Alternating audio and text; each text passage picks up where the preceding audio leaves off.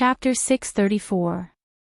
The Ice Palace and the returning ruined sea had been torn apart during the destruction of the primordial era and became an independent space. According to Ling Yunhe, when it was torn apart, there were still disciples alive in the Ice Palace. Unfortunately, the lifespan of humans was much shorter than that of demon cultivators. Moreover, the power of tearing apart the space was so strong that it caused great damage. Only a few people survived and were eventually wiped out. As for demon beasts, because of their long lifespans and large numbers, the most powerful ones survived. In the Ice Palace, Julian's sect obtained many Qianquan bags, including the belongings of the survivors, which fell into Ling Yunhe's hands. After returning from the Sea of Returning Ruins, Ling Yunhe immediately went into seclusion.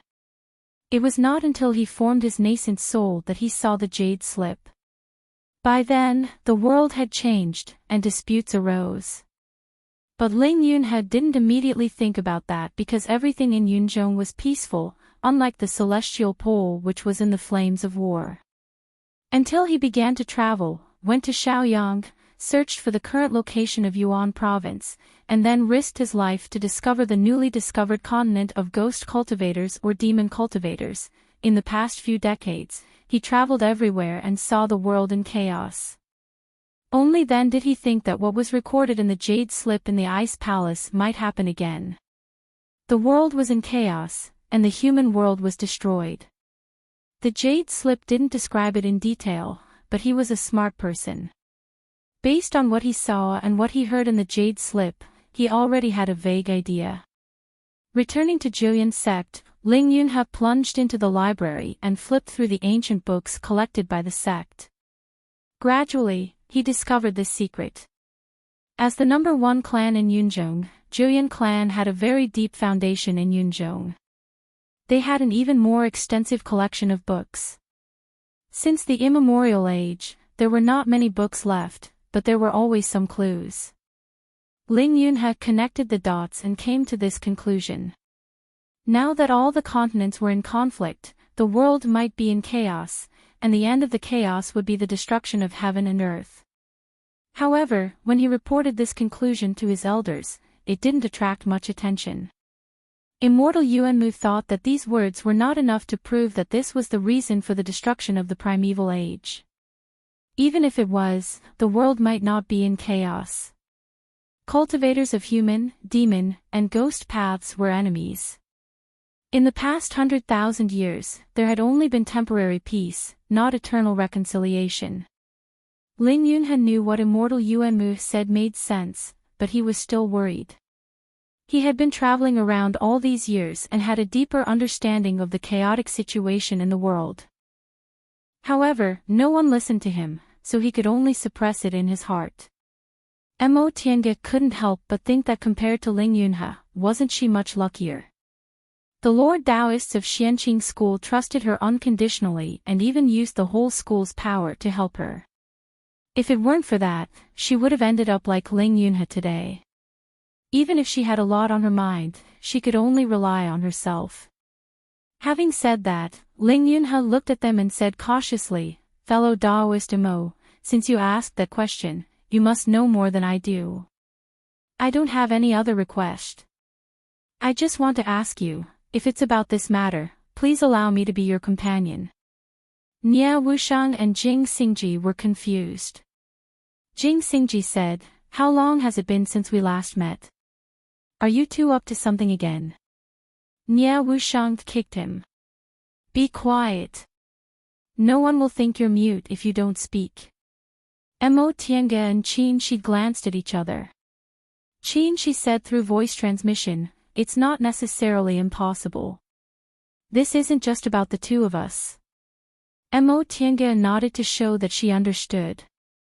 The world was in chaos and the end of the world was coming, this was the world's matter. They didn't make it public because it hadn't been confirmed yet. Under uncertain circumstances, rashly announcing this matter would inevitably cause panic. Besides, all the clues were in their hands. They wouldn't be reconciled if they didn't find out the truth themselves. However, they weren't great enough to shoulder the fate of the world alone. In fact, even if fellow Daoist Ling didn't say it, I still had to tell you about this matter. Mo Tiange sighed. On the path to immortality, although I've met many people, only a few of them are trustworthy. If fellow Daoist Ling is willing to travel with me, I'd be more than happy to do so. As she said that, her gaze fell on Jing Xingji and Nie Wushang. The same goes for you. Tiange. Nie Wushang couldn't help but ask upon seeing her serious expression, is what fellow Daoist Ling said true? Mo Tiange nodded and slowly told them about what happened to the 6 Dao palaces at the bottom of the Eastern Sea not long ago. She also didn't conceal the matter about the 5 spirit sacrificial temple anymore. These things were no longer fated chances for the two of them. Instead, they were responsibilities related to life and death. Nie Wushang and Jing Xingji were shocked speechless, but Ling Yunhe heaved a sigh of relief. What Mo Tiange said confirmed his conjecture and put his heart at ease. At the same time, it also let him know that he wasn't alone and that he had a companion. Sure enough, I'll do my best. After a long time, Jing Xingji said, if what you said is true, there's no need to say anything else. I'll definitely help. This kind of matter wasn't the responsibility of just 1 or 2 people. Saving people was equivalent to saving oneself. He was selfish, but he wasn't stupid. Nie Wushang also didn't hesitate. Me too. Would I lie to you about this kind of matter? Qin Shi paused for a moment then said to Jing Xingji, after we come out of Black Tortoise Sacrificial Temple, you'd better go back to Gujin sect. This is a critical moment, so don't worry about your face. We need Gujin sect's help. Senior Yuanying will definitely believe you. Jing Xingji glared at him and said very indifferently, who cares about my face? Qin Shi ignored him and swept his gaze over everyone. If you don't have any objections, then it's settled. Whether it's to save ourselves or to protect the things we value, we'll advance and retreat together. We'll find the 5 spirit sacrificial temple and find out the truth of the matter. The others didn't have any objections, so this matter was decided in a seemingly hasty manner. The magic weapon ship sailed slowly for a few more days before it finally reached the north coast. They didn't set out immediately. Instead, they took advantage of this time to recuperate, cultivate, refine magic weapons, and so on. These days, Nie Wushang had been crazily chased by Moon's Shadow Devil Monarch. Although she wasn't seriously injured, minor injuries were unavoidable. It took her half a month to prepare properly. Later, everyone disembarked. Ling Yunhe put the magic weapon ship away, and the 5 of them rushed to Carefree Valley. Nascent soul cultivators were extremely fast, and Carefree Valley wasn't far from here. In just one day, the 5 of them arrived at Jiaoling Mountain. However, the scene in Jiaoling Mountain shocked them. On the periphery of Jiaoling Mountain sat many scattered cultivators, ranging from the foundation building realm to the core formation realm. Nie Wushang was dumbfounded. Is this a market square? Ling Yunhe frowned and called over a foundation building cultivator in Juyin sect's disciple uniform. When that foundation building cultivator saw Ling Yunhe, he was extremely nervous. Disciple Ji Tian greets Grand Supreme Elder. Dispense with the formalities. Ling Yunhe didn't beat around the bush and went straight to the point. Why are there so many cultivators here? What are they doing here? Ji Tian said respectfully, reporting to Grand Supreme Elder, they're all here to look for treasures in Carefree Valley. Look for treasures. Ling Yunhe was even more surprised. Carefree Valley was quite famous in Yunzhong, but its location was rather hidden, so not everyone could find it. How could it be like now, where it practically became a market square? Grand Supreme Elder, there's something you don't know, Ji Tian reported. Not long ago, a treasure map appeared in every city's market square, and the location of Carefree Valley was marked on the map. Now, both One Leaf Island and North Pole Island have been abandoned, and resources are scarce. Therefore, although everyone thinks it might not be true, they still came to take a look. Ling Yunhe glanced at Nie Wuxiang. Upon seeing her bewildered expression, he thought for a moment, then took out a small bag from his robe and said to Ji Tian, "Whether it's true or not, Carefree Valley isn't a place foundation building cultivators can come to. Take this and distribute it to your companions. You should leave early." Ji Tian was overjoyed and said repeatedly, "Thank you, Grand Supreme Elder. Thank you, Grand Supreme Elder." With a nascent soul cultivator's gift, why would they take the risk to enter Carefree Valley? Naturally, they would leave early. Seeing Ling Yunhe's behavior, Mo Tiange felt that he had indeed changed a lot. His way of doing things was very different from before. After Ji Tian left, everyone didn't speak for a long time, nor did they immediately enter Carefree Valley. There was obviously something wrong with this. Carefree Valley had existed for so many years, and One Leaf Island and North Pole Island had also been deserted for several decades. How could it be so coincidental that the map of Carefree Valley appeared just as they were about to enter it? After a long time, Ling Yunhe asked slowly, "Fellow Daoist Tian Can, did the person who gave you the information leak this information?" Nie Wuxiang shook her head and denied it. "Impossible. He couldn't have leaked it. I naturally used some tricks to let him go." Ling Yunhe nodded and said nothing more. That elder from Starfall City was only in the core formation realm. With the tricks of a nascent soul cultivator, it wasn't difficult to make him never leak this information again. Then who in the world leaked the location of Carefree Valley? Was his target Carefree Valley or the Black Tortoise Temple in Carefree Valley? Mo Tiange asked. She was asking them but also asking herself. In any case, let's go inside first. Ling Yunhe took the lead and walked towards the entrance of Carefree Valley. After passing through the rugged rocks and arriving at the ancient tree at the entrance, Ling Yunhe took out the soul restraining bead and easily broke the restriction on the entrance. Mo Tiange noticed that the soul restraining bead in Ling Yunhe's hand was shining brightly and was a lot purer than the one Ling clan made, so she knew this was the soul restraining bead left behind by Saint Guizhen.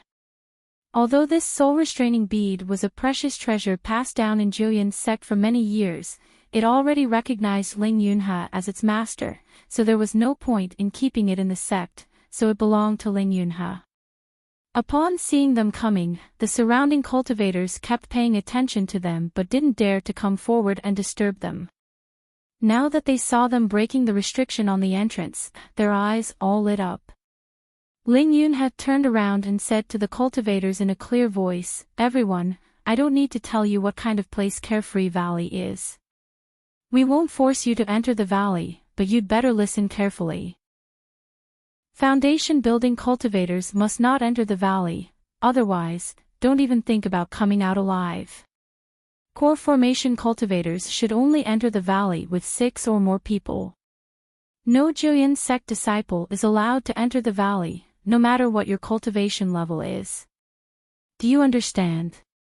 After a few breaths of silence, the remaining Jueyun sect disciples answered in unison, "Yes, we'll obey Grand Supreme Elder's order." He was once the sect head of Jueyun sect and was also the person the Jueyun sect's founder recognized as the master of the holy relic. His reputation in Jueyun sect far surpassed that of ordinary nascent soul elders. Although these Jueyun sect disciples were somewhat unwilling, none of them disobeyed. "Let's go," Ling Yunhe said, then turned around and entered the valley first. Chapter 635. The inside of Carefree Valley was still the same as before. Spiritual aura, devil aura, and filthy aura mixed together. Every step they took was filled with danger. But for nascent soul cultivators, it was just a piece of cake. The 5 of them easily entered the valley. Mo Tiange couldn't help but recall the strange spiritual beast, Ling Yunhe, when she saw the crack at the entrance of the valley. "Fellow Daoist Ling, where's your spiritual beast, Little Black?" Ling Yunhe searched his spiritual beast bag and released Vulture Little Black. "Here." Since Little Black hadn't advanced to the 8th rank, Little Black basically couldn't help them, so Ling Yunhe only looked at it for a moment before putting it away. After looking at Little Black, Nia Wushang suddenly said, "Tiange, I remember you said the first person you saw practicing the primordial devil technique produced dead aura." She was talking about Ren Yufeng. Mo Tiange nodded.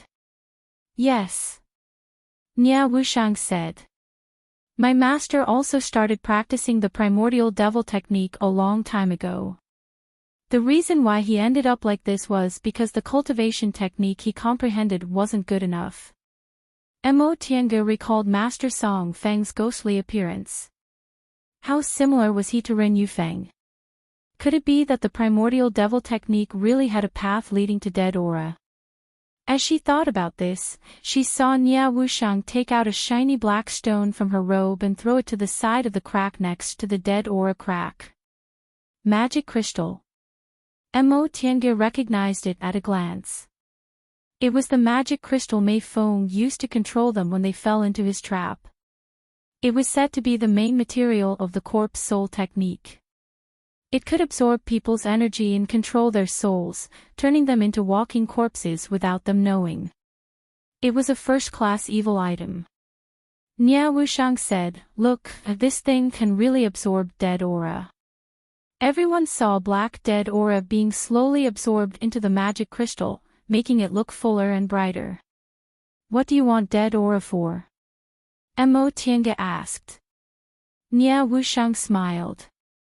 "It's a secret." After the magic crystal finished absorbing the dead aura, they were about to enter the valley. Mo Tiange thought for a moment, then released Little Feng and Fei Fei from the spiritual beast bracelet. The biggest use of the spiritual beast bracelet given by Devil Monarch Night Frost was that she could carry several spiritual beasts with her without worrying about them delaying her cultivation, so she also put Little Feng in her spiritual beast bracelet. When the three of them saw Xiao Feng, their eyes widened, especially Ling Yunhe. Jing Xingji and Nia Wushang were more or less used to it. From time to time, the two of them would come up with something that would make people envious, jealous, and hate them. "Ha!" Nia Wushang fixed her gaze on Fei Fei. "This doesn't seem to have an 8th rank." Mo Tiange said, "This is my spiritual beast, Fei Fei. You've all seen him before. He's only in the 7th rank, and he can transform because of other reasons." Fei Fei casually cupped his hands at them and stood to the side. Jing Xingji stared at him for a good while, then suddenly said, "So the remaining white tiger's breath was subdued by you?" When Fei Fei heard this, she turned her head and looked at him seriously for a while. Then, she suddenly realized, "So you're the person that the Pearl of the White Tiger recognized as its master. You've really lucked out." Both of them had the aura of the White Tiger on them at the same time, so it was very easy to sense them. Jing Xingji curled his lips. "What a rude child. No matter what, I'm from the same generation as Qin Shoujing. Do you know that you have to address him as martial uncle?" "Humph." Fei Fei turned her head. "Without me, would you have the Pearl of the White Tiger?" "Without me, you would have the Pearl of the White Tiger." Fei Fei was speechless and retreated in defeat. The others laughed. Little Feng saluted them. Little Feng greets fellow Taoists. Although she was Qin Shi's spiritual beast, she was also an 8th rank demonic beast cultivator. In front of nascent soul cultivators, calling them fellow Taoist was enough. After exchanging greetings, the group of 5 people and 2 demonic beasts set out again. "Fei Fei, lead the way." Fei Fei was the one who discovered the Black Tortoise Sacrificial Temple, so Mo Tiange ordered it without any politeness. Fei Fei didn't object. Although it had a bad temper and was stingy, it wouldn't refuse work that needed to be done. After taking a moment to identify the direction, they picked a direction to go. Compared to their trip to Carefree Valley 100 years ago, their lineup this time could be said to be gorgeous. All kinds of obstacles on the way weren't a problem at all. Soon, they arrived at the place where the 3 giant apes appeared. "Follow me." Feifei snapped its fingers, picked a strange angle, and drilled into the bottom of the rocks between the trees. For this reason, it even deliberately revealed its true form. After walking for a while and seeing that it was getting harder and harder to walk, Jing Xingji couldn't help but ask, "You're not deliberately retaliating against us, are you?" Feifei rolled its eyes. "I'm free." Jing Xingji still wanted to say something, but the two of them suddenly stopped at the same time. "There's a situation." The 5 people and 2 demonic beasts stopped in their spots. Among them, Jing Xingji was also in the middle stage of the nascent soul realm. Sword cultivators focused on cultivating a single sword, so their power was greater. Correspondingly, they didn't cultivate much divine sense and didn't have any special secret techniques, so their warning ability was inferior to that of traditional Dharma cultivators. After a while, Jing Xingji also uttered an "huh," followed by Nia Wushang and Ling Yunhe. "Why are there so many people?" Ling Yunhe was extremely astonished. Everyone looked at each other. Their divine senses clearly sensed that many nascent soul cultivators were coming this way. Inside Carefree Valley, the auras were mixed, so they couldn't sense far. However, as nascent soul cultivators, they couldn't be wrong about this. It wouldn't be strange if there were only core formation cultivators. The spiritual plants and wondrous things in Carefree Valley were extremely attractive to core formation cultivators, but if there were nascent soul cultivators, Carefree Valley basically wouldn't be in any danger. If there was a need, it was enough for them to come alone. There was no need to invite helpers, let alone so many people. "You guys find a place to wait for me. I'll go take a look." Ling Yunhe made this decision in just a moment. The others looked at each other then nodded in agreement. The 4 of them more or less had enemies in Yunzhong, especially Mo Tiange and Qin Shi. They had offended countless nascent soul cultivators during their trip to Sea of Returning Ruins, and every one of them was an influential figure in Yunzhong. Only Ling Yunhe, as a native of Yunzhong, had a wide network and was quite popular, so the cultivators in Yunzhong would more or less give him face. Ling Yunhe made some preparations. He gently waved the moonlight essence he was holding in his hand, scattering it into countless fragments that entered his sleeve. A lot of flowing moonlight essence then appeared on his cuff. Then he followed his original path and went to the entrance of the inner valley. Before long, Ling Yunhe stopped in front of the big tree where he rested when he first entered Carefree Valley. He had already seen the first person.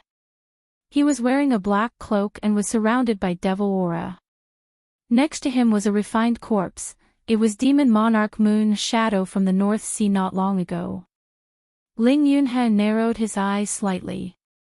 Could it be that the leak of Carefree Valley this time was caused by Demon Monarch Moon Shadow? They stayed on the North Sea coast for more than half a month, so it was possible. However, what did Demon Monarch Moon Shadow see? Why did he have to make life difficult for them?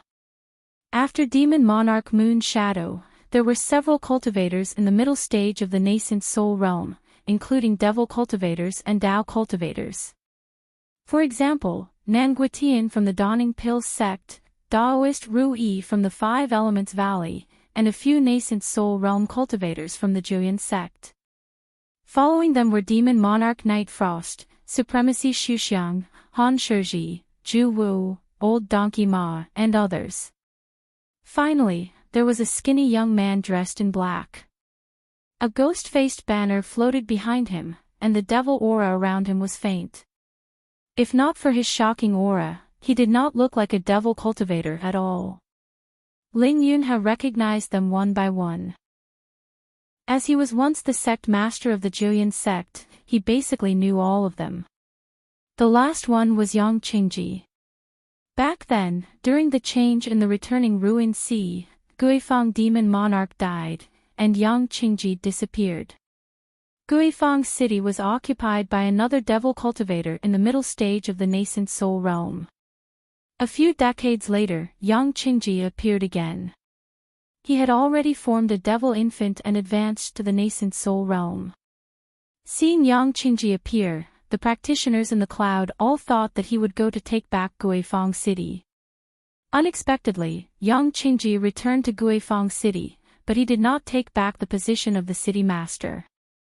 Instead, he asked to take back his personal belongings. How shocking was the inheritance of a devil cultivator in the late stage of the nascent soul realm. The new Guifang city master naturally would not agree. He was an experienced nascent soul realm cultivator, which was higher than Yang Qingji by a small realm. Moreover, he controlled Guifang city, so he had nothing to fear.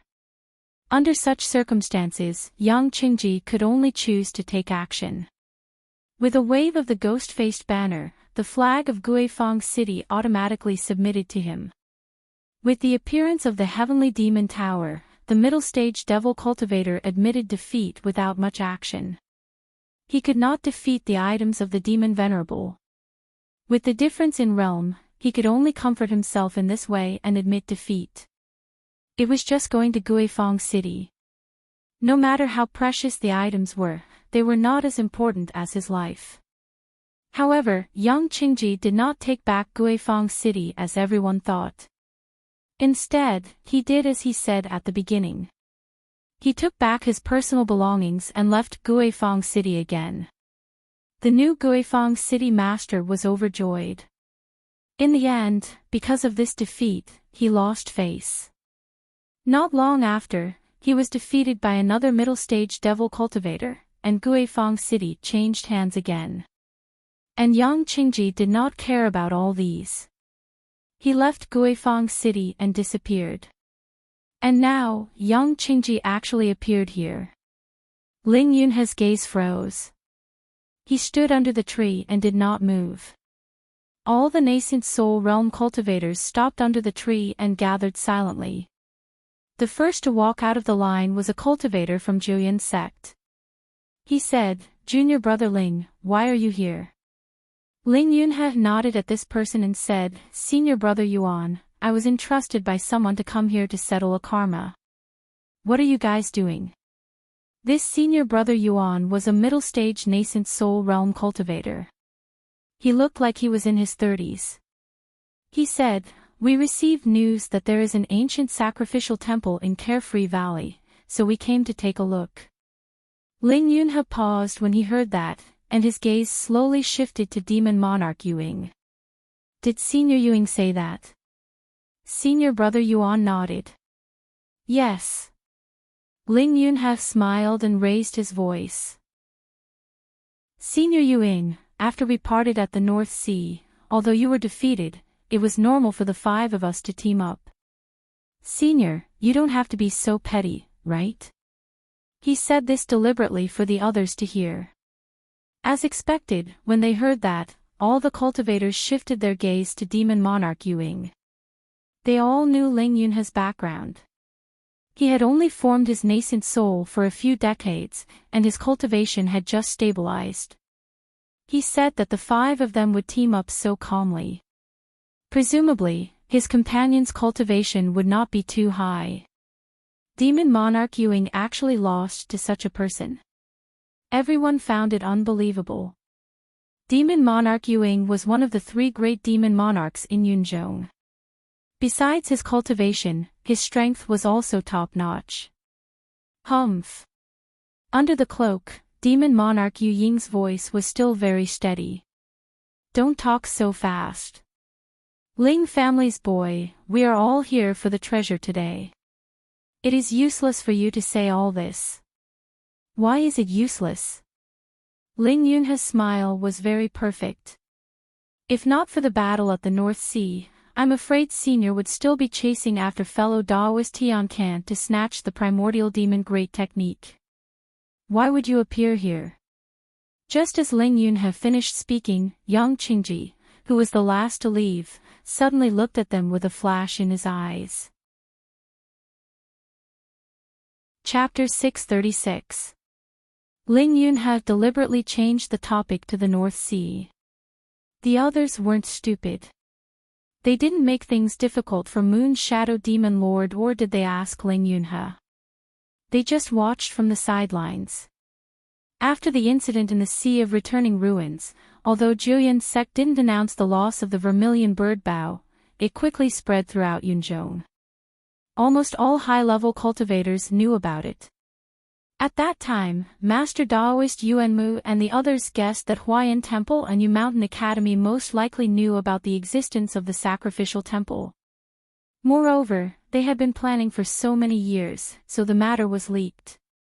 However, it was meaningless to pursue this matter. The Vermilion Bird Bough was gone, so Jueyun's sect didn't say anything.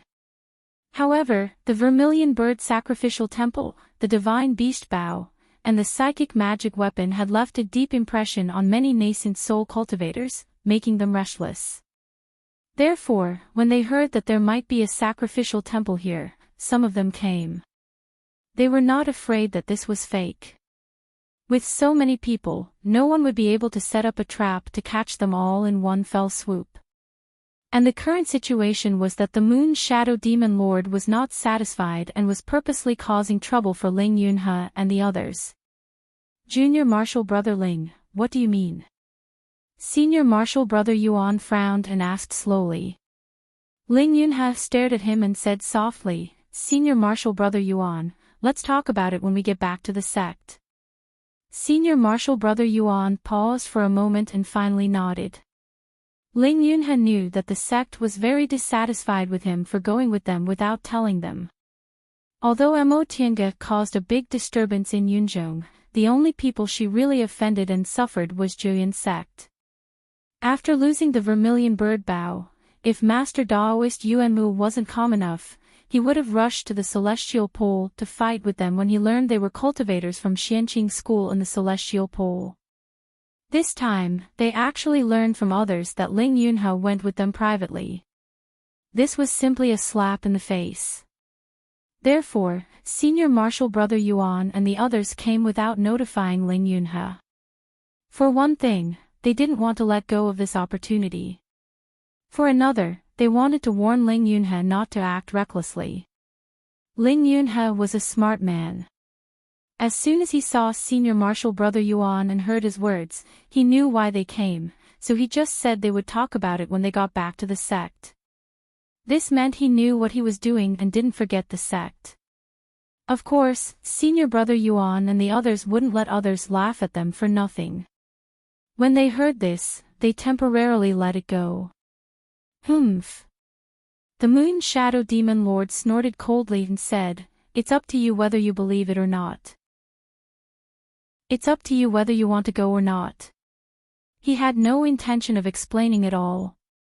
He knew that he didn't need to explain it all, as long as these people had this thought in their hearts, it was enough. Moreover, when he released the news, he made it clear that he was here to cause trouble. Just as he finished speaking, young Qingji, who was at the very back, strode forward, staring at him as he asked, Elder Yuing, what do you want the Great Prime Devil Art for? Although Yang Qingji was an early-stage nascent soul cultivator, none of the cultivators in Yunzhong dared to treat him as an early-stage nascent soul cultivator. He had the Heavenly Devil Tower, which was the sacred item of the Devil Lord. Even an ordinary mid-stage nascent soul cultivator was defeated by him. Yet, he was able to do it as if it was nothing. The Moon Shadow Demon Master said indifferently, I didn't snatch anything from your Guifang city. I don't have to account to you, do I? Naturally, Elder doesn't have to account to me. Yang Qingji's face was pale and thin, but his momentum became fiercer. Junior is just worried that Senior might have misunderstood something and wasted your efforts. You don't have to worry about that. Under the cloak, the Moon Shadow Demon Master's expression couldn't be seen clearly, but his tone was mocking. Fellow Daoist Ling, Doncha Sect's Nanguatian said with a smile, where are your companions? If they weren't enemies, Ling Yunhe would have applauded him for asking this question. When they came here, they didn't hide their whereabouts at all, so the cultivators outside Carefree Valley all saw who his companions were. Once they heard what he said, they immediately knew who he was asking about. Nia Wushang and Jing Xingji aside, Mo Tiange and Qin Shi were very famous in Yunzhong. During their trip to returning Ruined Sea, they cheated Julian's sect, and when they came out, the heavenly tribulation caused the destruction of One Leaf Island. Perhaps the changes in heaven and earth afterward were also related to them. If one were to ask the nascent soul cultivators in Yunzhong who they hated the most, apart from Julian's sect, probably no one would say the two of them. However, if one were to ask who they hated the most, they would firmly occupy the top of the list. Apart from robbing Julian's sect's things, these two calamities indeed didn't do anything too excessive, but their existence was simply a disaster in Yunzhong. Fine, in any case, everything was irredeemable, and they were disciples of a large sect in the Celestial Pole, so they didn't feel like making a fuss about it. But why did they come to Yunzhong? After robbing Julian's sect's Vermilion Bird Bow, did they also want to rob something from Black Tortoise Sacrificial Temple? It was fine if they didn't know, but now that they knew, how could they let go of this possibility? Their current mentality was just like what old Donkey Ma said: how could we let those two juniors take away our Yunzhong's things? In any case, they didn't have to pay to go and take a look. Therefore, Nan Guitian's words were very popular. Everyone wanted to ask Ling Yunhe, whose side are you on? Could it be that you're deliberately befriending them and waiting for an opportunity to take revenge for the Vermilion Bird Bow? Ling Yunhe didn't answer this question. He just nodded at Nan Guitian and said loudly, "Fellow Taoists, no matter why you're here, this Carefree Valley doesn't belong to my family. I don't have the right to stop you. Please do whatever you want to do." As soon as he finished speaking, someone shouted, "Ling Yunhe, what do you mean by that? Did you really form an alliance with those people in the Celestial Pole to rob Yunzhong's things?" Ling Yunhe's eyes turned cold as he looked directly at that cultivator. This was a devil cultivator with a rather unfamiliar face. His cultivation level was also average, as if he had just advanced. However, his expression was arrogant, and he really didn't look like an ordinary devil cultivator. For him to suddenly ask such a question at this time and place, it was unknown whether someone had instructed him to do so. He put on a fake smile and said, "I've said before that I'm here on someone's request to settle a karma. All of you are top-notch cultivators in the human world, so I don't need to say anything to know how serious it is to bear karma for no reason. What Celestial Pole, Yunzhong? I'm too small to bear such a big hat. Even so, why didn't you even inform your own sect? You're obviously up to no good." Ling Yunhe raised his eyebrows and asked with a smile, "Your Excellency, may I know your great name?" The devil cultivator's aura weakened when he heard that, but he shouted again, "What do you mean? Are you looking for an opportunity to take revenge?" "Nothing," Ling Yunhe said slowly. "It's just that your Excellency was so enthusiastic that I almost thought you were a descendant of Julian's sect who was stranded outside. Don't talk nonsense." The person said angrily, "Your behavior is strange, so why can't I ask?" "I can ask, but..." Ling Yunhe's expression turned cold. "What's your Excellency's identity? What right do you have to ask about my Julian sect? Are you trying to use this to sow discord?" There were no fools among the nascent soul cultivators. Once he heard Ling Yunhe's words, the devil cultivator shut up. He finally knew that being a sect master was better than him. If he continued talking, he wouldn't gain anything other than losing face. Everyone, Senior Marshal Brother Yuan stepped forward at the right time. "Outsiders don't need to worry about Julian's sect's matters. No matter what my junior Marshal Brother Ling did, he didn't do anything that violated morality. An ownerless treasure belongs to those who are capable. If you want to fight for it, Junior Marshal Brother Ling didn't stop you. If you want to fight for it, please go ahead. However, if you try to sow discord, don't blame Julian's sect for being impolite. When he said the last sentence, Senior Marshal Brother Yuan revealed a murderous aura. Even though none of the Julian sect cultivators present had a late nascent soul cultivation base, no one dared to belittle his words. For the past tens of thousands of years, Julian's sect had always been a big shot in Yunzhong. Its strength far surpassed the other sections. Putting everything else aside, perfected Yuanmu was still holding the fort in the sect. Hee hee. Amidst the silence, old Donkey Ma suddenly laughed softly. His chrysanthemum-like old face scrunched up into a ball as he said in a gentle voice, "Fellow Taoists, what are you waiting for here? The matter of fighting for the treasure naturally depends on your own means." The atmosphere relaxed. Supremacy Su Xiang's loud voice rang out as well. "That's right. So much nonsense and a waste of time. If you want to leave, leave quickly." This time, the late nascent soul cultivators who came were only Demon Lord Yuing, Demon Lord Night Frost, Old Donkey Ma, and Supremacy Su Xiang. This time, it was different from the Sea of Returning Ruins. It was only Demon Lord Yu Ying's one-sided statement. It was already good enough that so many late nascent soul cultivators came.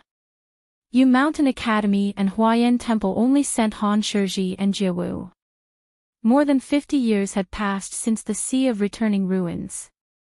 With the power of the Holy Relic and the harvest from the Sea of Returning Ruins, the 5 people who were recognized by the Holy Relic entered the nascent soul realm one after another. First, it was Han Shizhi and Ling Yunhe. Then, it was Imo Tiange and Yang Qingji. Jiewu's cultivation level was slightly lower, but not long ago, he also successfully advanced to the nascent soul realm. The age at which they advanced to the nascent soul realm was astonishing. Aside from Han Shizhi, who was slightly older, the others were all less than 300 years old. In the past, this could be considered shocking. Their strength was also astonishing. Aside from Wu Minglu, the other 4 were all top-grade magic weapons. Yang Qingji easily defeated a middle-stage nascent soul cultivator with the help of Heavenly Devil Tower was a good example. As for Han Shizhi, although Wu Minglu wasn't originally a magic weapon, his cultivation technique was more useful than a magic weapon. In addition, he had an extraordinary comprehension ability and was a first-class genius among Confucian cultivators. After Wu Minglu turned into his own, his progress was astonishing. He was only one step away from advancing to the middle stage. Wu Minglu was also refined into a magic weapon by him, which was no different from other holy relic. "Old Yu, let's go." Supremacy Su Xiang urged impatiently. Demon Lord Yuing was very unhappy that his name was called Old Yu. "What does it have to do with me? I didn't invite you here." "Oh, why are you so petty? No matter what, we've been friends for more than 1,000 years." Leaving aside the messy entanglement, Senior Marshal Brother Yuan whispered to Ling Yunhe, "Junior Marshal Brother Ling, aren't you coming with us?" Ling Yunhe replied apologetically, "Senior Marshal Brother Yuan, I'm sorry. What I said just now was the truth. After I settle this karma, I'll return to the sect and explain everything to you." Senior Marshal Brother Yuan nodded and didn't say anything else. "Be careful." Right after he said that, he led the other Julian sect cultivators and left with Demon Lord Yuing. Ling Yunhe stood there for a while before he turned around and left alone. Chapter 637. Ling Yunhe restrained his breath and hid his tracks, then walked through the rubble. There were so many people here, and some of them wanted to use him to find Imo Tiange and the others. He had to be careful and get rid of the people following him. The cloud-soaring crane weaved left and right, moving forward and backward. The terrain of the Carefree Valley was complicated. Coupled with the fact that the cloud-soaring crane deliberately hid its tracks, it did not take long to shake off the people who were secretly following it.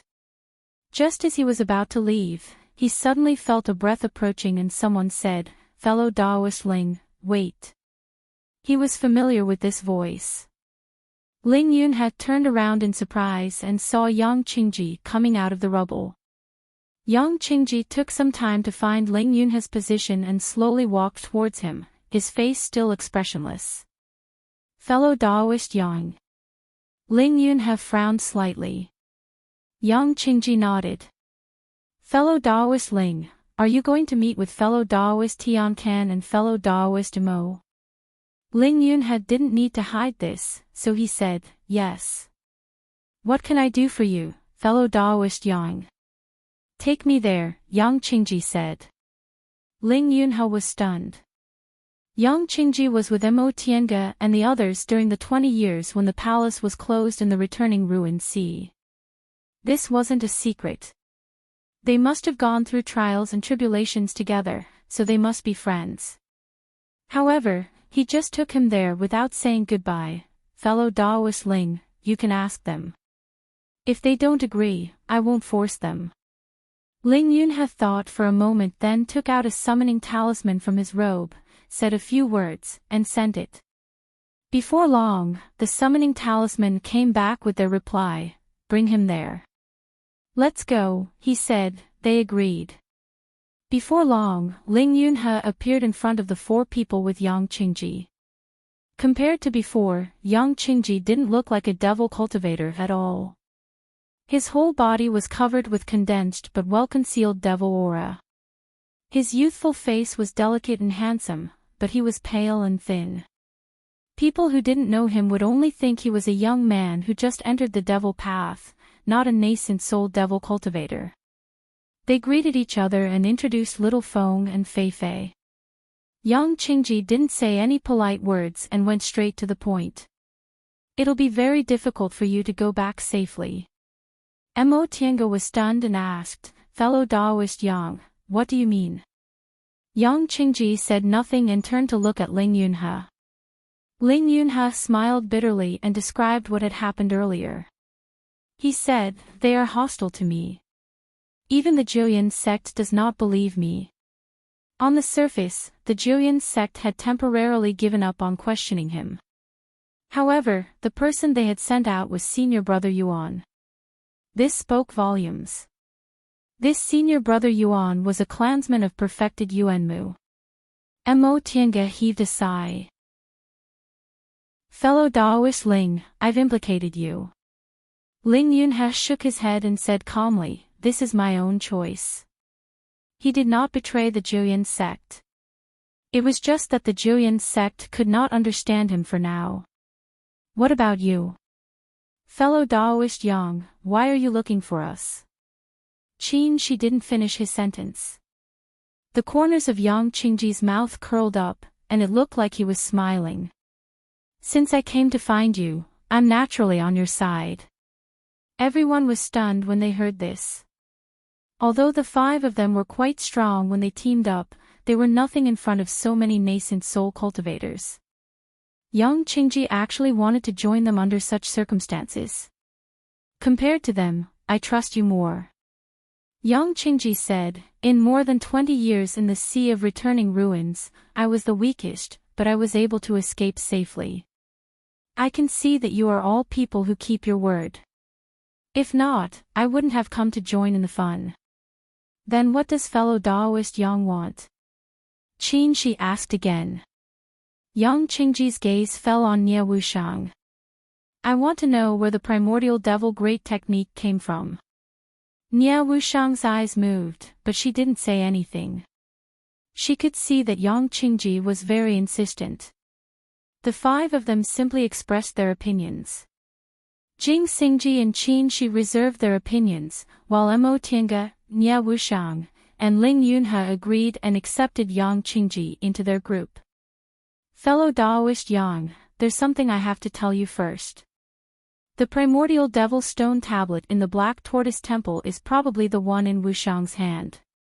If you want to use it to search for the origin of the primordial devil great technique, you might as well exchange research with Wushang. If you go to the Black Tortoise Temple, you might return empty-handed, Mo Tiange said seriously.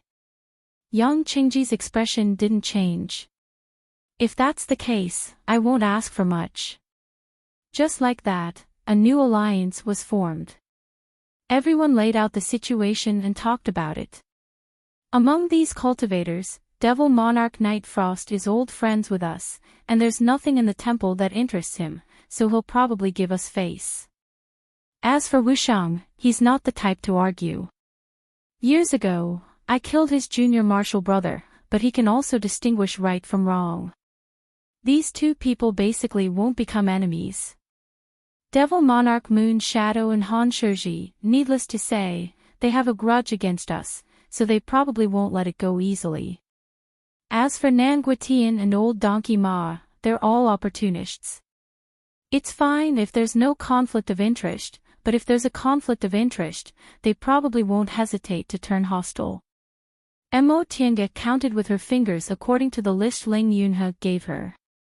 No matter how she counted, most of them were enemies. Yang Qingji's expression was still cold. It's already not bad. In the past few decades, your cultivation levels have improved greatly. With the 6 of us working together, unless 2 or more late-stage, nascent soul cultivators join hands, the others won't be a problem. Yang Qingji appeared very confident. He believed that with his strength and the Heavenly Devil Tower, he could suppress ordinary middle-stage, nascent soul cultivators. He knew the strength of Mo Tiange, Qin Shi, and Jing Xingji.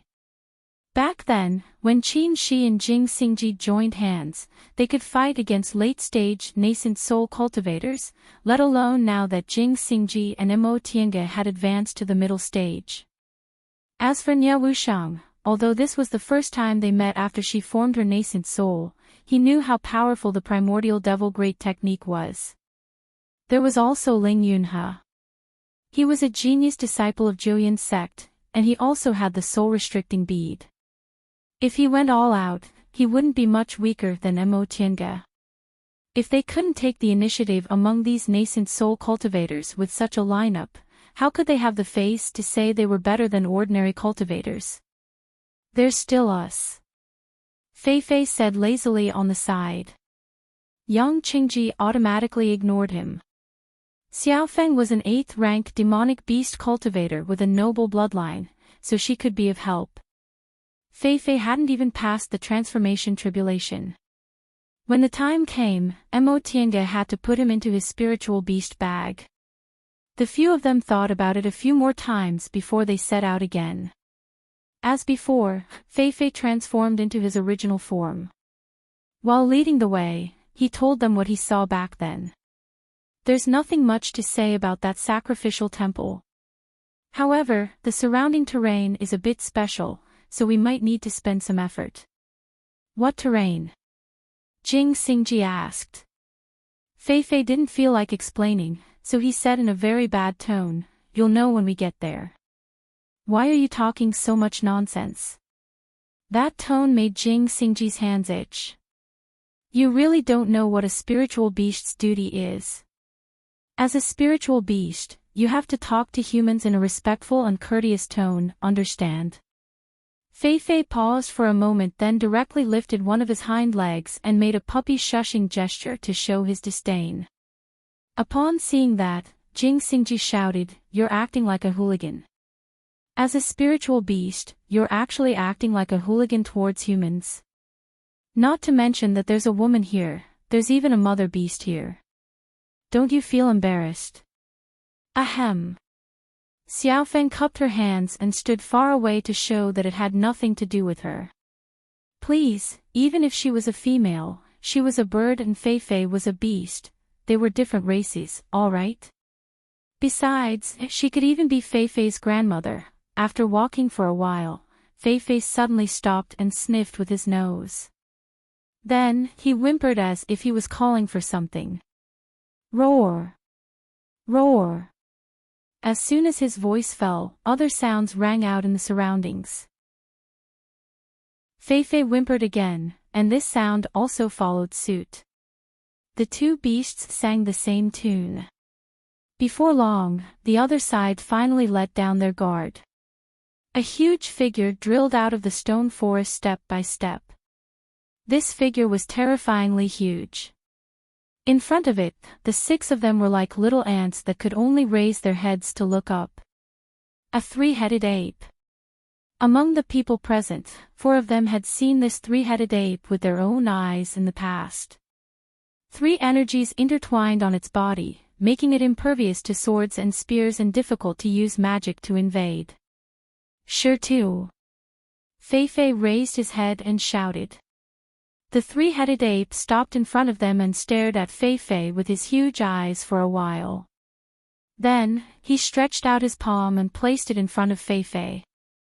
Fei leaped up and was lifted onto the shoulder by the 3-headed ape. Oh!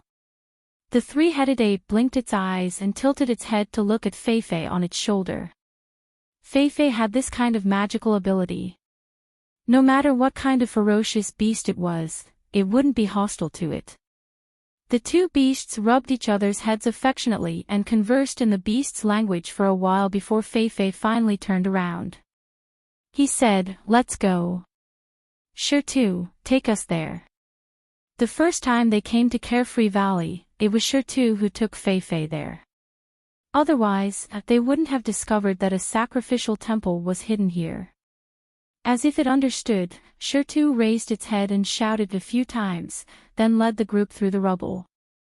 Only those who had been inside knew how chaotic the terrain of Carefree Valley was.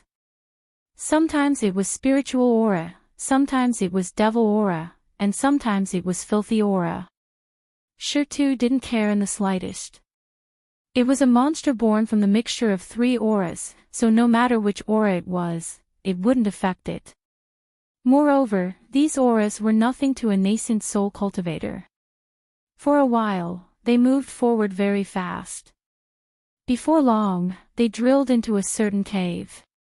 The group of people walked through the pitch-black cave. Mo Tiange took out the heaven and earth fan and used the mother moonstone on the fan pendant to illuminate the cave. Soon, the scene in the cave began to change. Chunks of ice emerged from the soil. At first, they were only small fragments, but as they went deeper and deeper, more and more of them appeared until their surroundings were covered by ice walls. It was as if they had walked into a world of ice and snow. So beautiful. Little Fong couldn't help but praise as she looked at the sparkling icicles around them and the jade-like ice walls. After passing through one ice cave after another, they gradually heard the sound of running water and a meandering stream slowly appeared under their feet. The stream grew bigger and bigger. In the end, they stood in front of a huge underground river. Listening to the sound of running water and watching the turbulent waves, the 6 people were a bit dumbfounded. There's a river here. In fact, there was nothing wrong with having a river. What was strange was that this river gathered 3 auras, among which the dead aura was the strongest.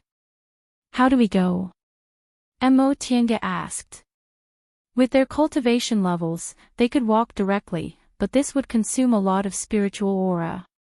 Moreover, if they were careless and got entangled by the dead aura, it would be very troublesome. Roar! Roar! The 3-headed ape raised its head and roared. Fei said, "Sure too, carry us there."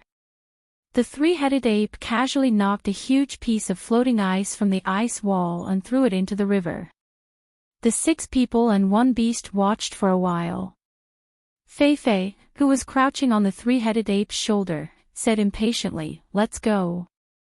After hesitating for a moment, everyone clenched their teeth and jumped onto the floating ice. The 3-headed ape pushed the floating ice and stepped into the river. Chapter 638. The situation of this underground river was more complicated than that of Carefree Valley. In Carefree Valley, the 3 auras were scattered. Even if they were mixed together, they were as distinct as the light of the 3 auras in the stone forest. However, the 3 auras in the river were mixed into a strange state as if they had become something else. It was similar to the aura of death, but it was more complicated. It was dark and strange, making people's hair stand on end. Without Shirtu, the 6 of them could also cross the river, but they would inevitably be entangled by this strange aura. Now, Shirtu was pushing the ice flow. If the 3 auras entangled them, they would be swept away first. The 6 of them and 1 beast moved forward steadily. This river was wide and deep. From time to time, chilly wind blew in, making people's hair stand on end. Shirtu stepped on the water, making splashing sounds as he pushed the ice flow, sending them to the other side of the river. Before long, the ice flow reached the other side, and they came down from it. Shirtu also waded into the water and climbed ashore. His height and physique made him fearless of the strangeness of this place. The group moved forward again. After crossing the underground river, the ground was full of puddles of black water. They walked back and forth as if they were walking on the riverbank. After walking for a while, Feifei suddenly said, "There are ghost cultivators in front of us. Get ready to fight." Mo Tiango was stunned. Ghost cultivators. Feifei said, "This seems to be a mass grave with many corpses buried here, so ghost cultivators appeared. Probably because of the chaotic aura here, these ghost cultivators have no spiritual wisdom and only focus on killing. Shirtu and I aren't affected, but you guys can't." As they spoke, they all felt the aura of ghost cultivators. No wonder this place is dominated by the aura of death. There are ghost cultivators here. How strong are they? Ling Yunhe asked. He always paid attention to the most practical questions. 5th, 6th, 7th rank. Probably, Feifei said irresponsibly, the important thing isn't their strength, but their numbers. A lot. If they're not strong enough, it's useless no matter how many there are, right? As they thought about this, the 6 of them were already standing in front of a fissure. This. After a long time, Mo Tiange finally said one word. So many. I've told you many times already. Feifei was carefree as he sat on Stone's shoulder, wagging his tail. The sight of this made everyone's teeth itch. He couldn't see the end of the ravine in front of him, and the ravine was filled with ghost cultivators that were like walking corpses that floated around like ghosts. The strength of these ghost cultivators was evenly distributed, ranging from low level to high level. At first glance, there were at least dozens of them who were above the nascent soul realm. Kill them. Mo Tiange said. That's the only way. As soon as Qin Shi finished speaking, a red sword light darted out of his sleeve and instantly turned into a red light that enveloped him. Soon after, the red light flashed towards the other side of the river with lightning speed. After entering the range of the canyon, the ghostly cultivators who were swimming at the bottom of the river suddenly sprang up like cats that had smelled blood. The eyes of these ghost cultivators were dull, but their movements were agile. Regardless of their cultivation level, as long as they sensed Qin Shi, they would all rush towards him. For a moment, ghostly shadows danced chaotically, and chilly winds blew. The 3 young real fire sword light moved forward with an indomitable will. All the ghosts that got close to it were killed by the vermilion bird's flames. Jing Xingji exclaimed, "This guy's strength has increased again. I have to work harder, or I still can't beat him." Mo Tiange shook her head. "Fellow Daoist Jing, you'd better think of a more practical goal. You're looking down on me," Jing Xingji said with grief and indignation. "Not bad, I can tell." Mo Tiange smiled and waved her sleeves, turning into a white light and rushing towards the other side of the river. Her appearance made the ghost cultivators in the ravine chaotic. Some of them sensed her breath and changed their direction to float towards her, some of them still stuck to Qin Shi, and some of them drifted left and right as if they didn't know what to do. Facing the ghost cultivators blocking her way, a sword appeared in front of Mo Tiange. However, this sword was simple and unadorned, and its breath was gentle. It was the Fushing sword. She pointed her finger, and a golden thunderbolt darted out and quickly wrapped around the Fushing sword. With a crackling sound, the golden thunderbolt was immediately absorbed by the Fushing sword. The momentum of the Fushing sword suddenly changed, and its killing intent soared. The Fushing sword covered by the golden thunderbolt was invincible. As long as the ghost cultivators got close to it, they would be turned into ashes by the thunder of heavenly tribulation. The others were speechless. Jing Xingji widened his eyes and said, "Are you kidding me? Could it be that I can't win against Qin Shoujing, and now I can't even win against his wife? Get over it." Niao Wushang patted him on the shoulder. "Most things in life don't go your way." As she spoke, she turned into a black cloud and slowly floated away. Jing Xingji shouted from behind her, "Hey, what's with that sympathetic tone of yours?" No one answered him. After Niao Wushang, Ling Yunhe, Yang Qingji, and Little Feng all rushed to the other side of the river. Even the rocks swayed and floated forward. Jing Xingji had no choice but to swing his sword and also fly out. Niao Wushang's black cloud was completely different from Master Song Fang's. Master Song Fang's was ruthless and full of dark aura, while hers was very gentle but had a stronger corrosive ability. Any ghost cultivator who chased after her was surrounded by her black cloud and slowly corroded until nothing was left. It was the same primordial devil great technique, but Yang Qingji's situation was completely different.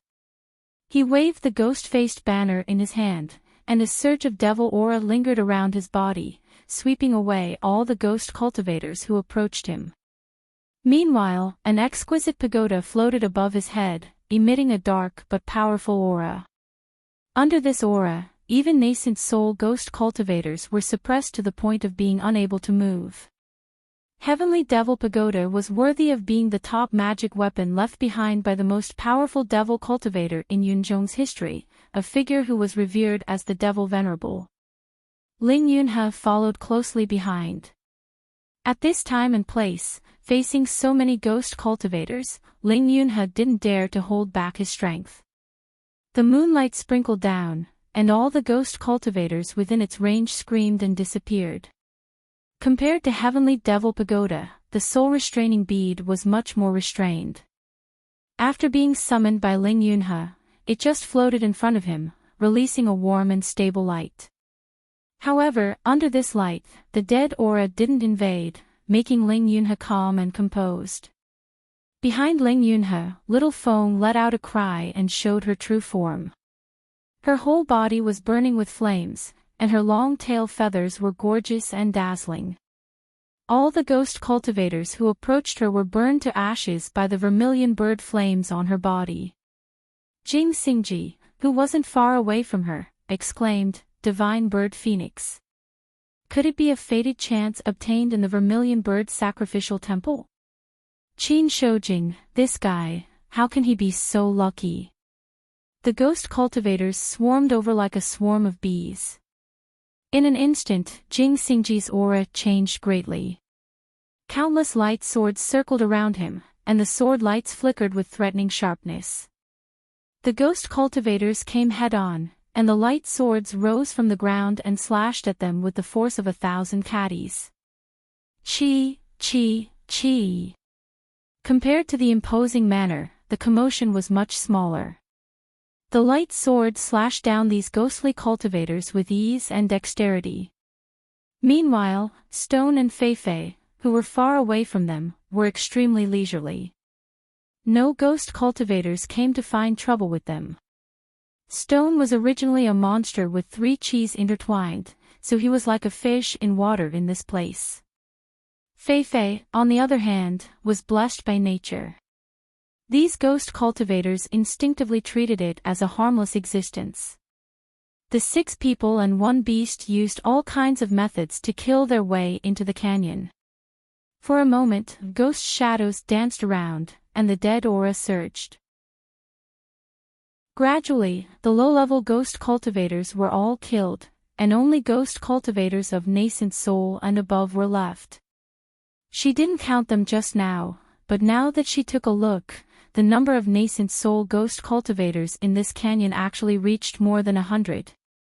Mo Tiange couldn't help but exclaim in surprise when she thought about how the ghost city in Windy Sand City in the far west also had more than 100 ghost cultivators. Are ghost cultivators' nascent souls so worthless? Why do they have nascent souls so easily?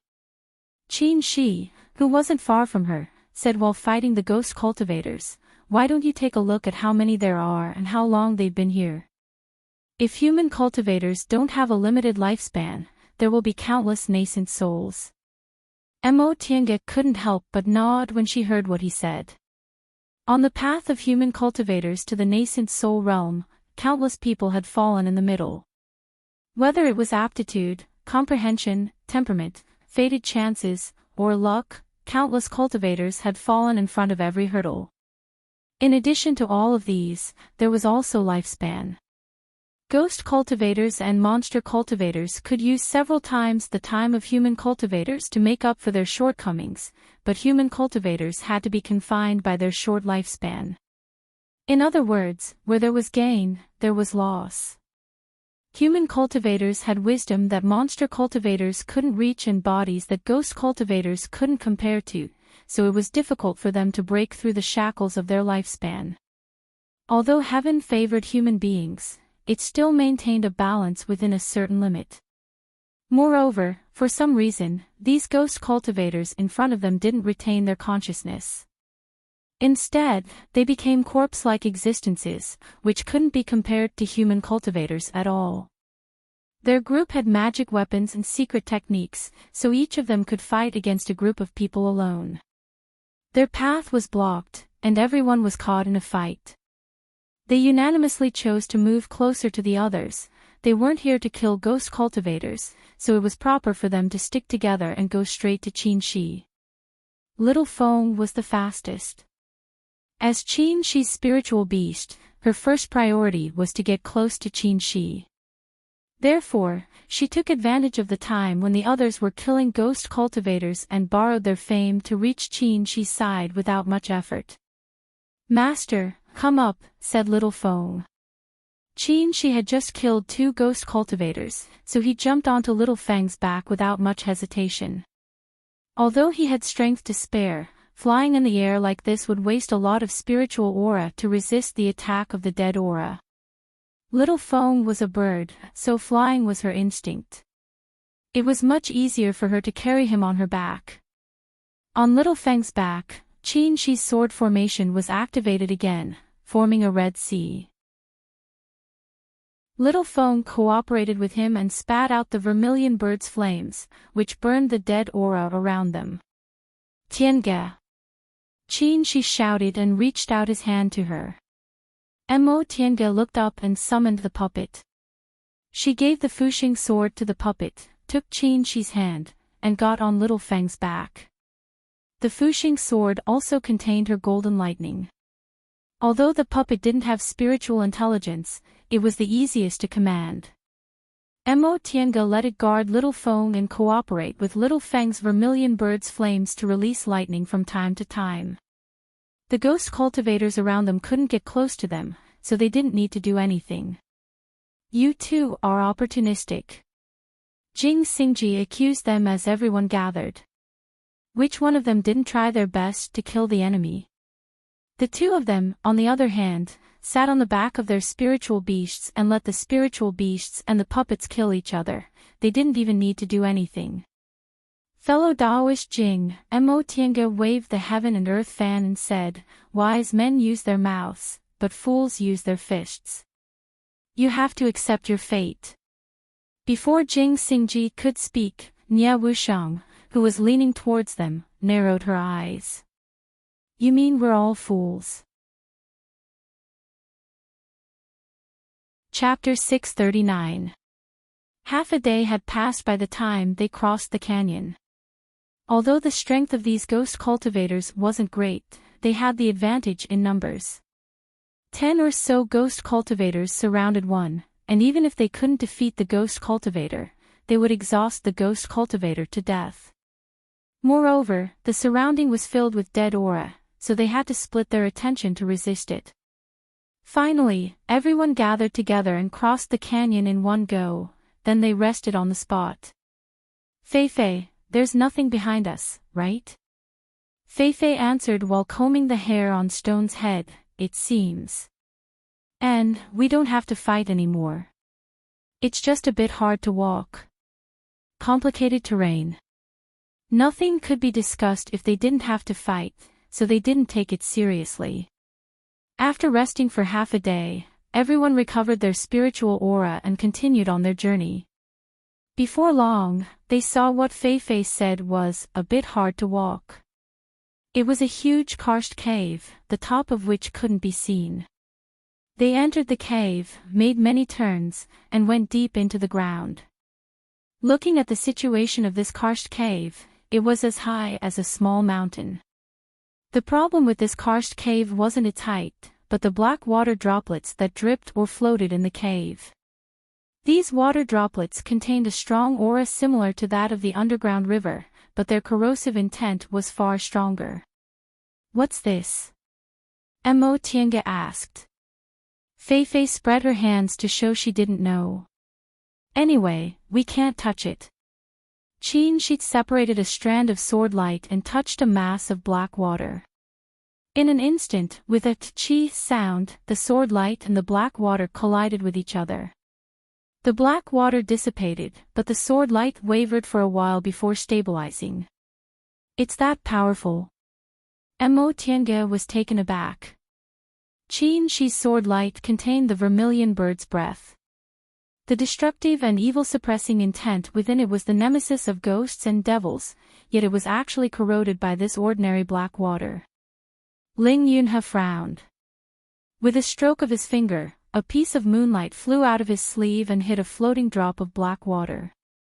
This time, there wasn't even a sound. The moonlight and the drop of water disappeared at the same time. Jing Xingji didn't believe it, so he also drew his sword and slashed at a drop of black water. The black water was cut, but a trace of black aura remained on his sword.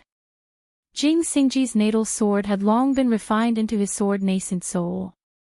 However, he was a sword cultivator, after all, so he had to look cool.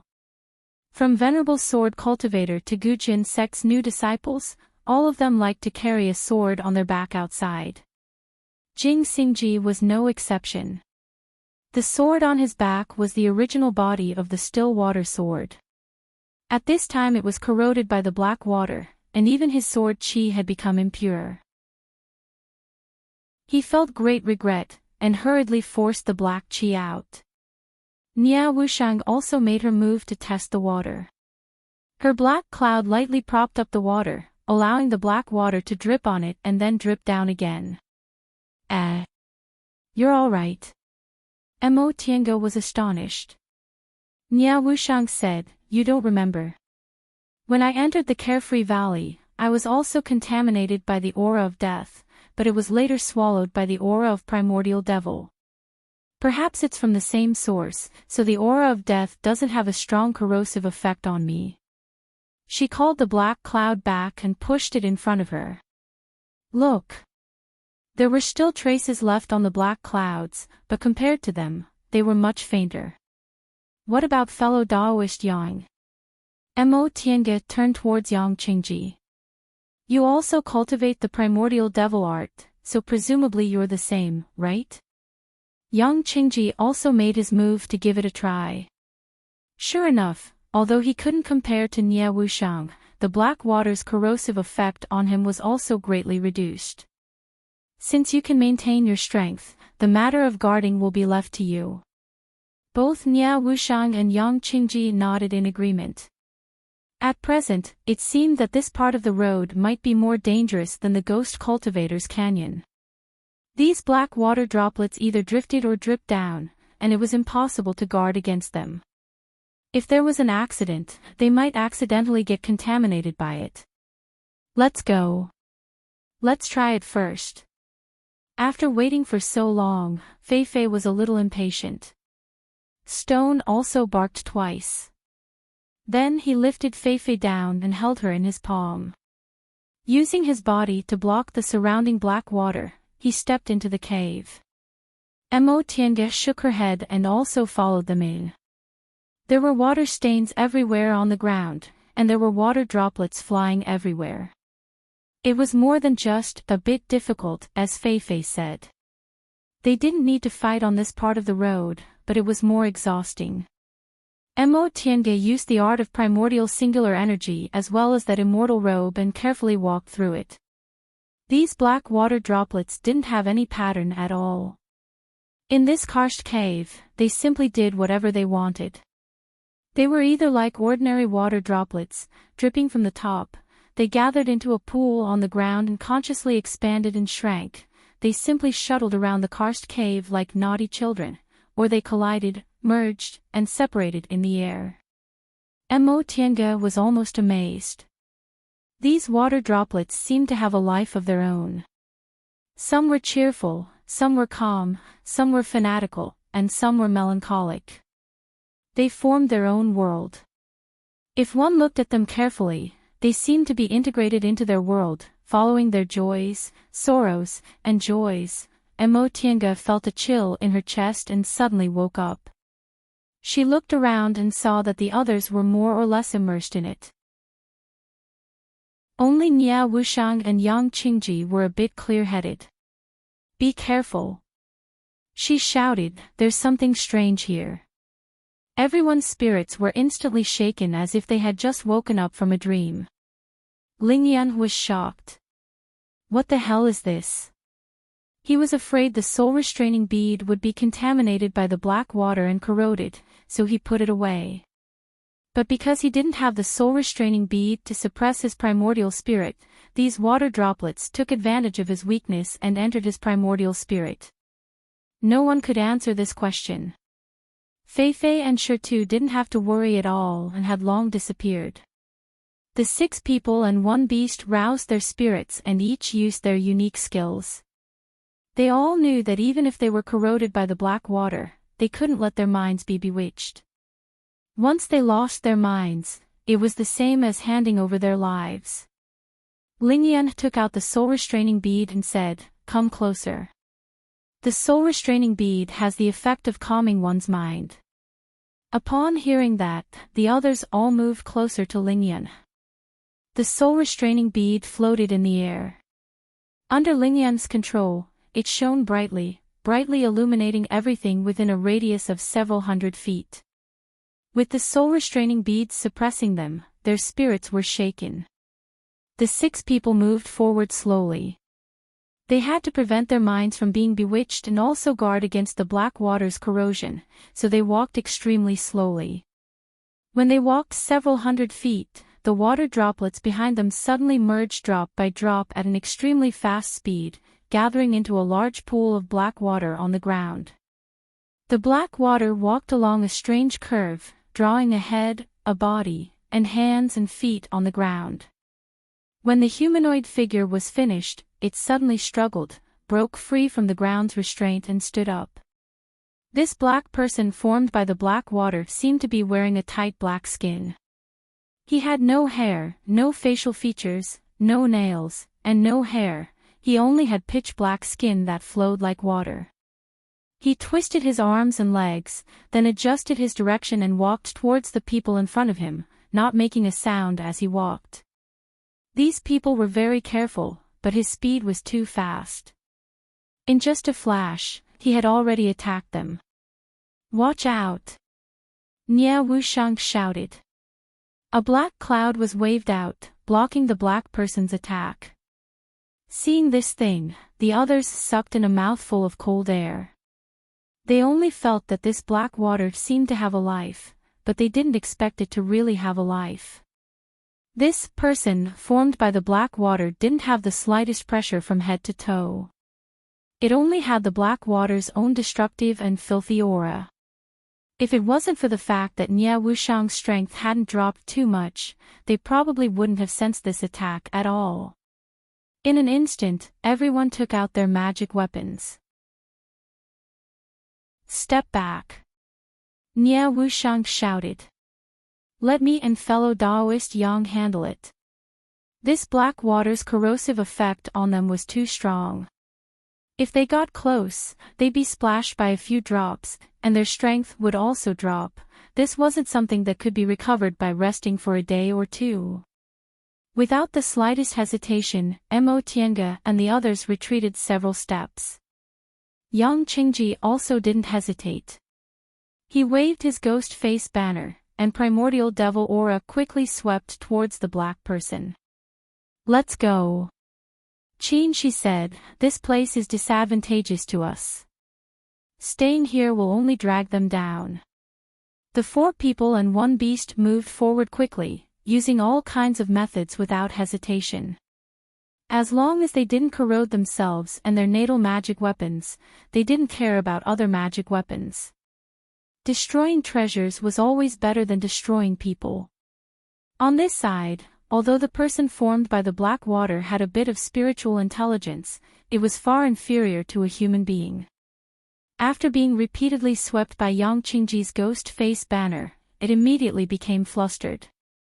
Upon seeing this, Nia Wushang raised her fist, gathered primordial devil aura, and threw a punch. She was a martial cultivator, so her punch was full of power. With a single punch, the black person shattered, but it still turned into countless black water droplets and scattered in all directions. She and Yang Qingji stood for a while. The water droplets around them were still floating around, but all of a sudden, a figure finished gathering behind her and stood up. "Behind you!" Yang Qingji shouted. With a wave of his ghost face banner, a streak of primordial devil aura shot towards the black person. Nia Wushang turned around and threw another punch, shattering the black person. "This won't do. We can't kill it," Yang Qingji said with furrowed brows. "Let's go."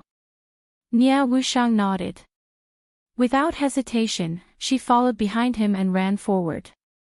Not long after, they saw Mo Tiange and the others who had left earlier.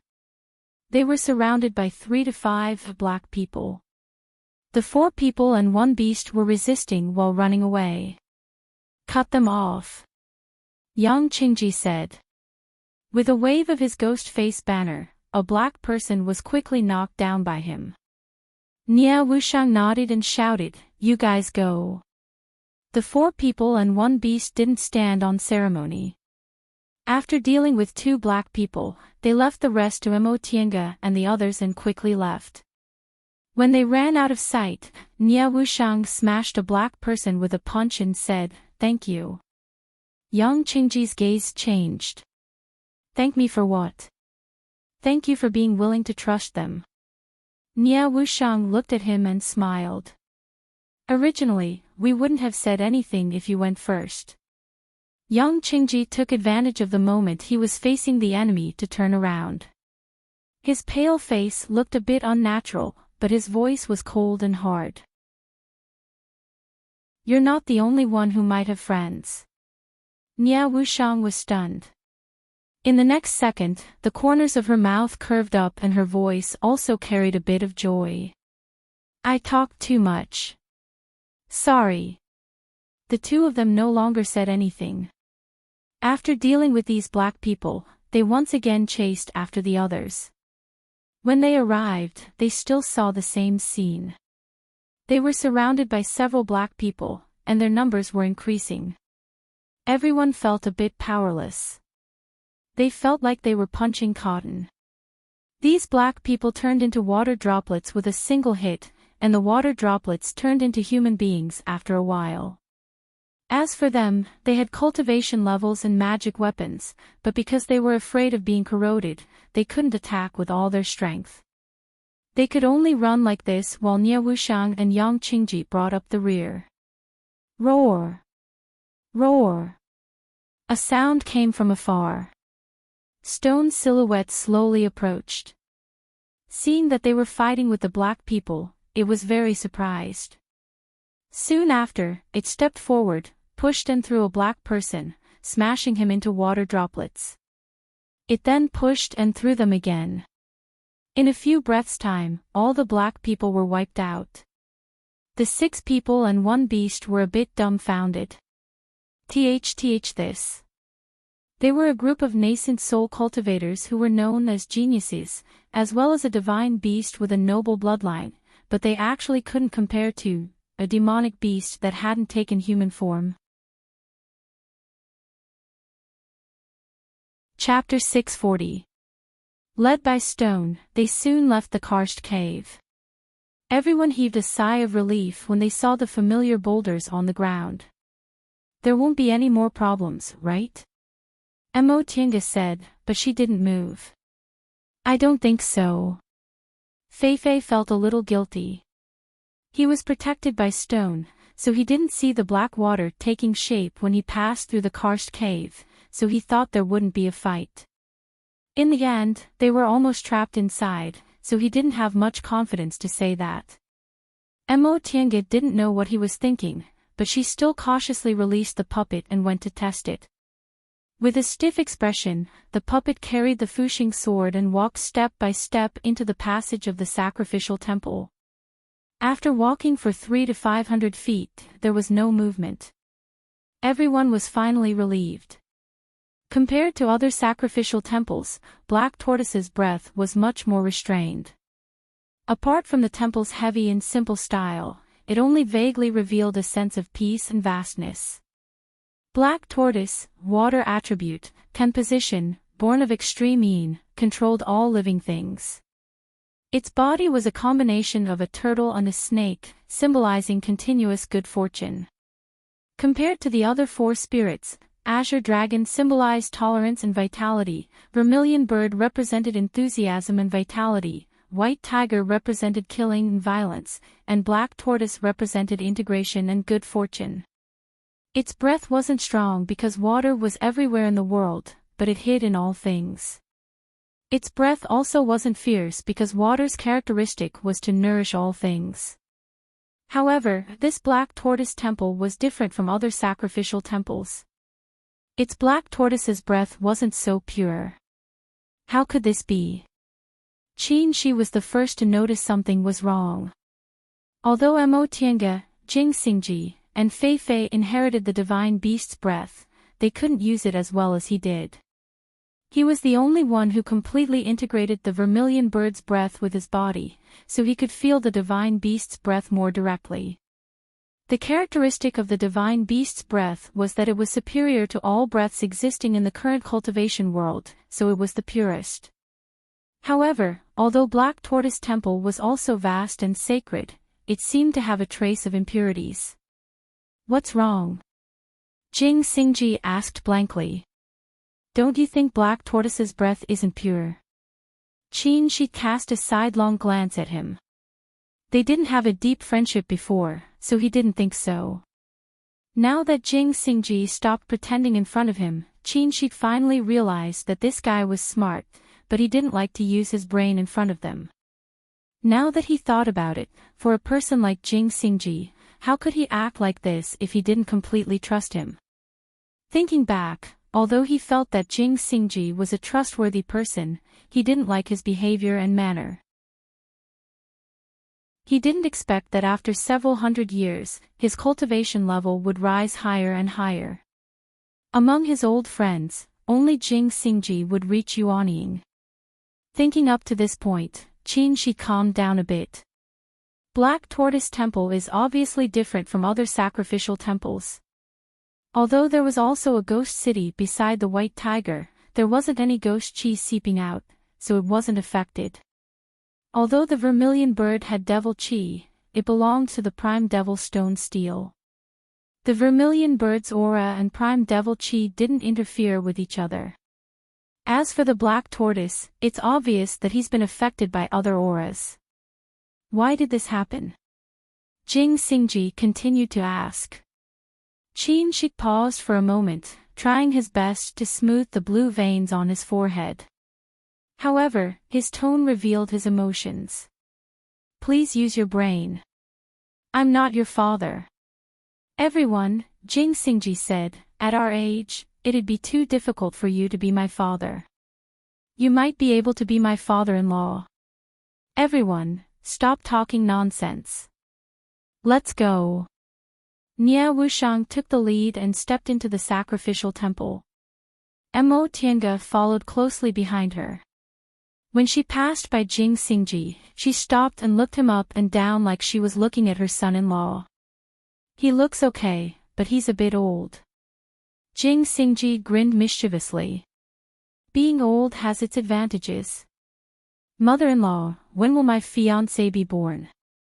The Black Tortoise Temple was also made of neatly arranged boulders, but the color of the Black Tortoise Temple was darker and carried a cool aura.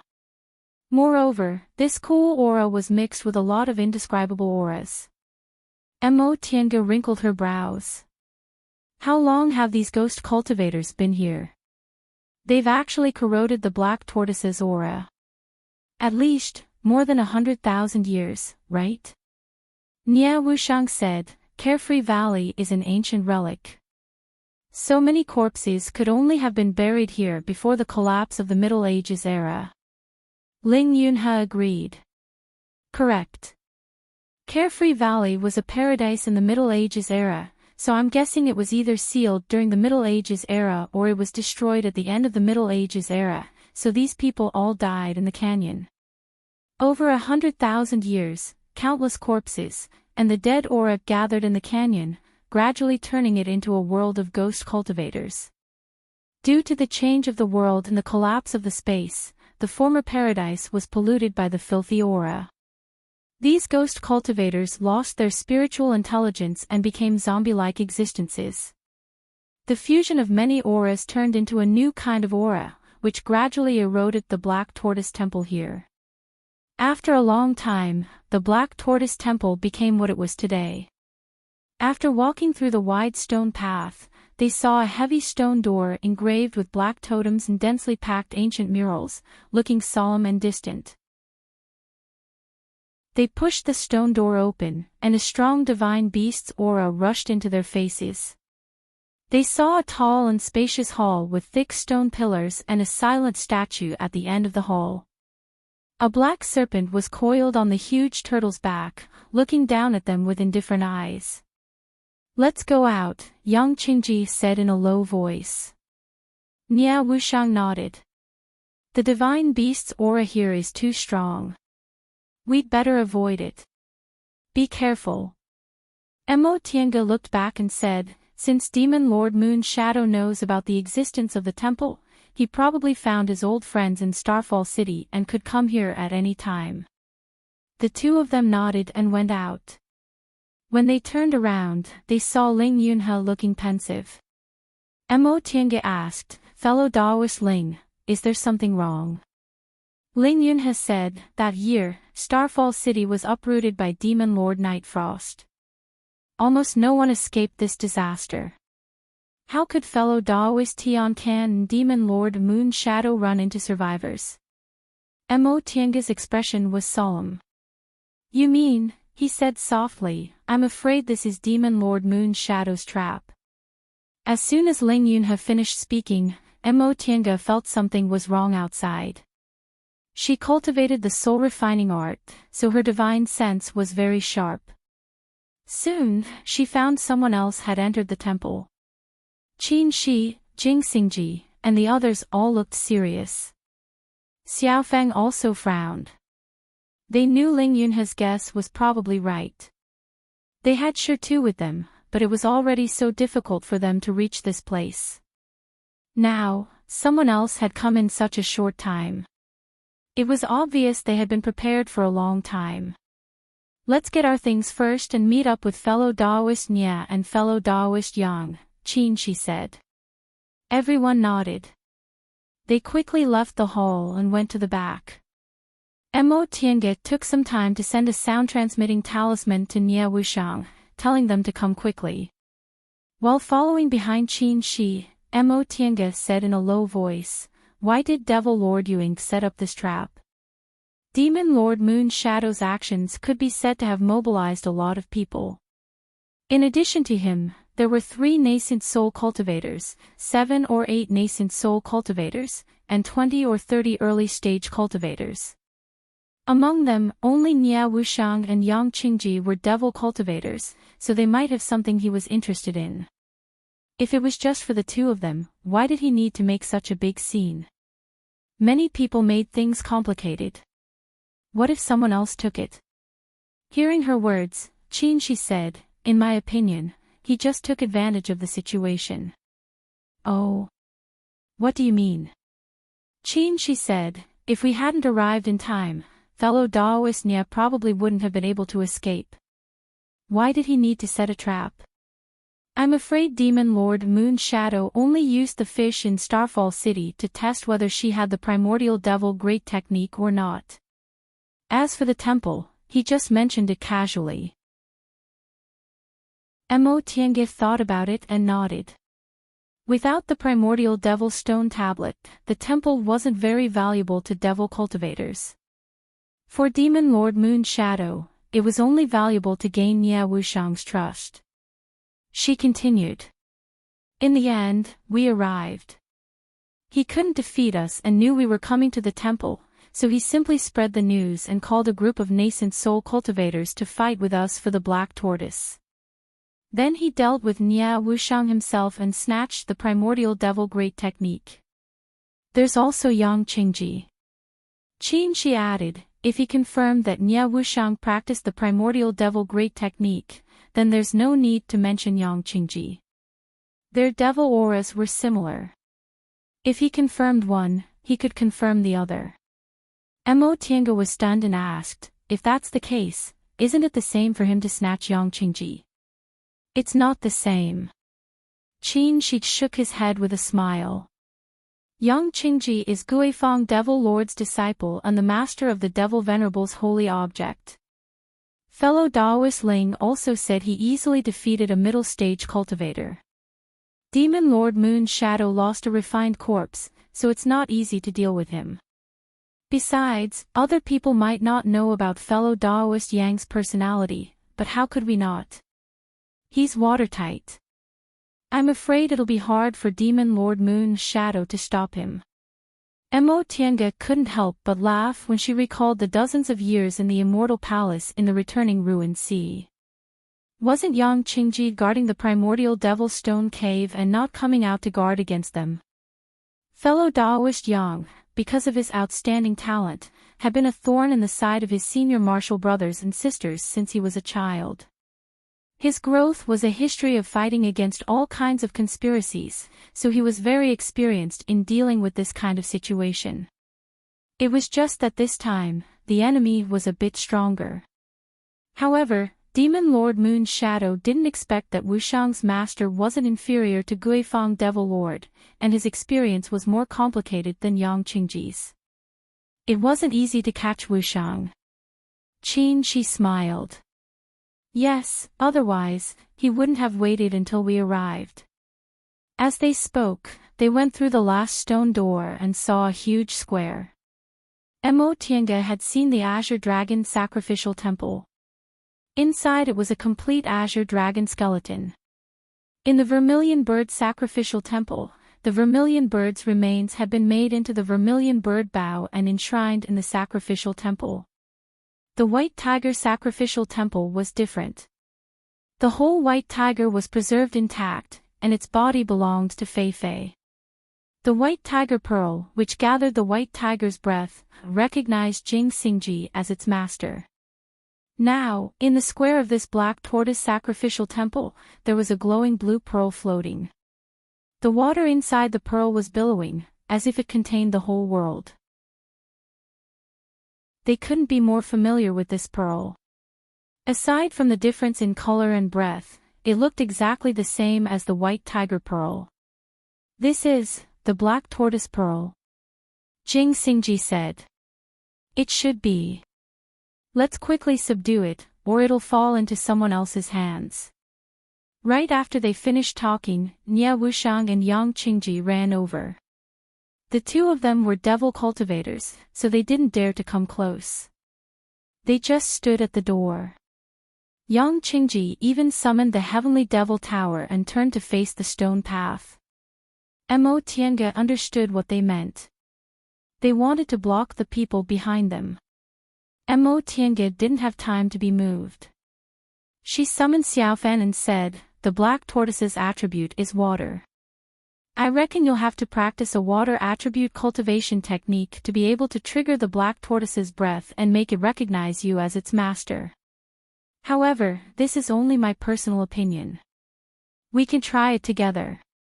Ling Yunhe nodded. "That's natural. The opportunity belongs to everyone."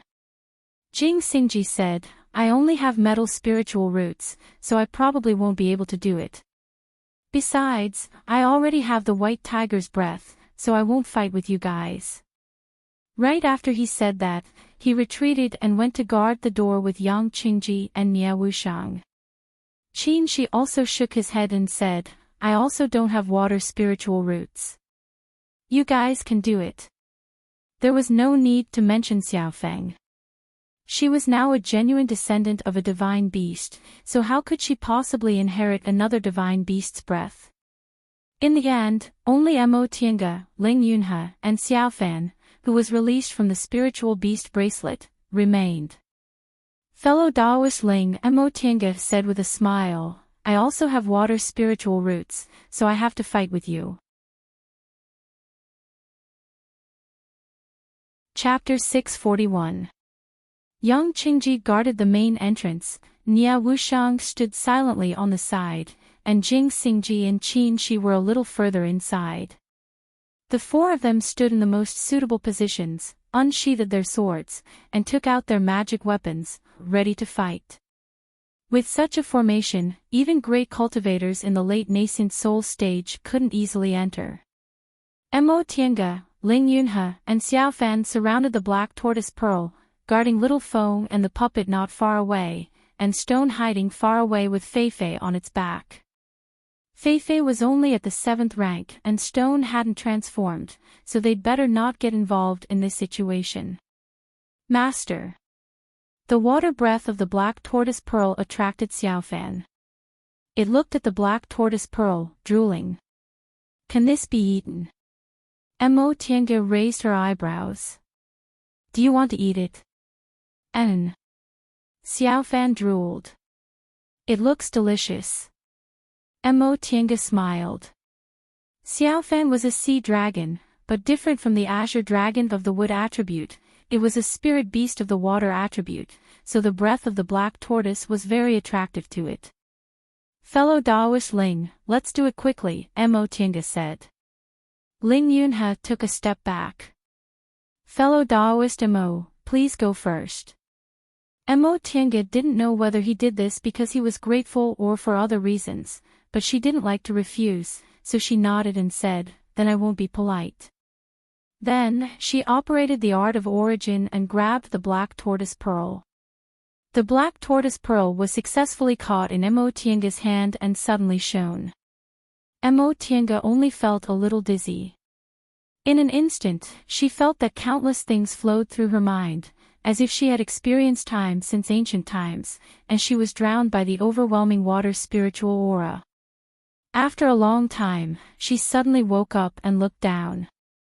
The breath of the black tortoise wrapped around her whole arm. At this moment, it stopped, and the black tortoise pearl flew out of her hand uncontrollably, still floating in the air.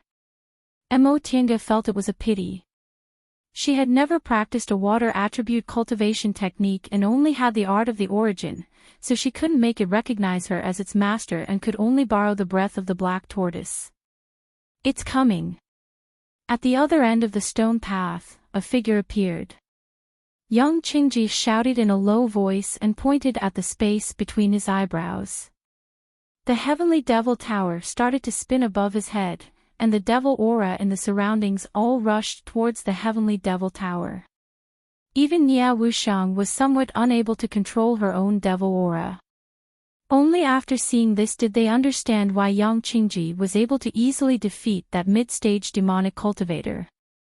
The heavenly demon tower could control the surrounding demonic qi, and any demonic cultivator would be affected. The person who came was Demon Lord Yuing.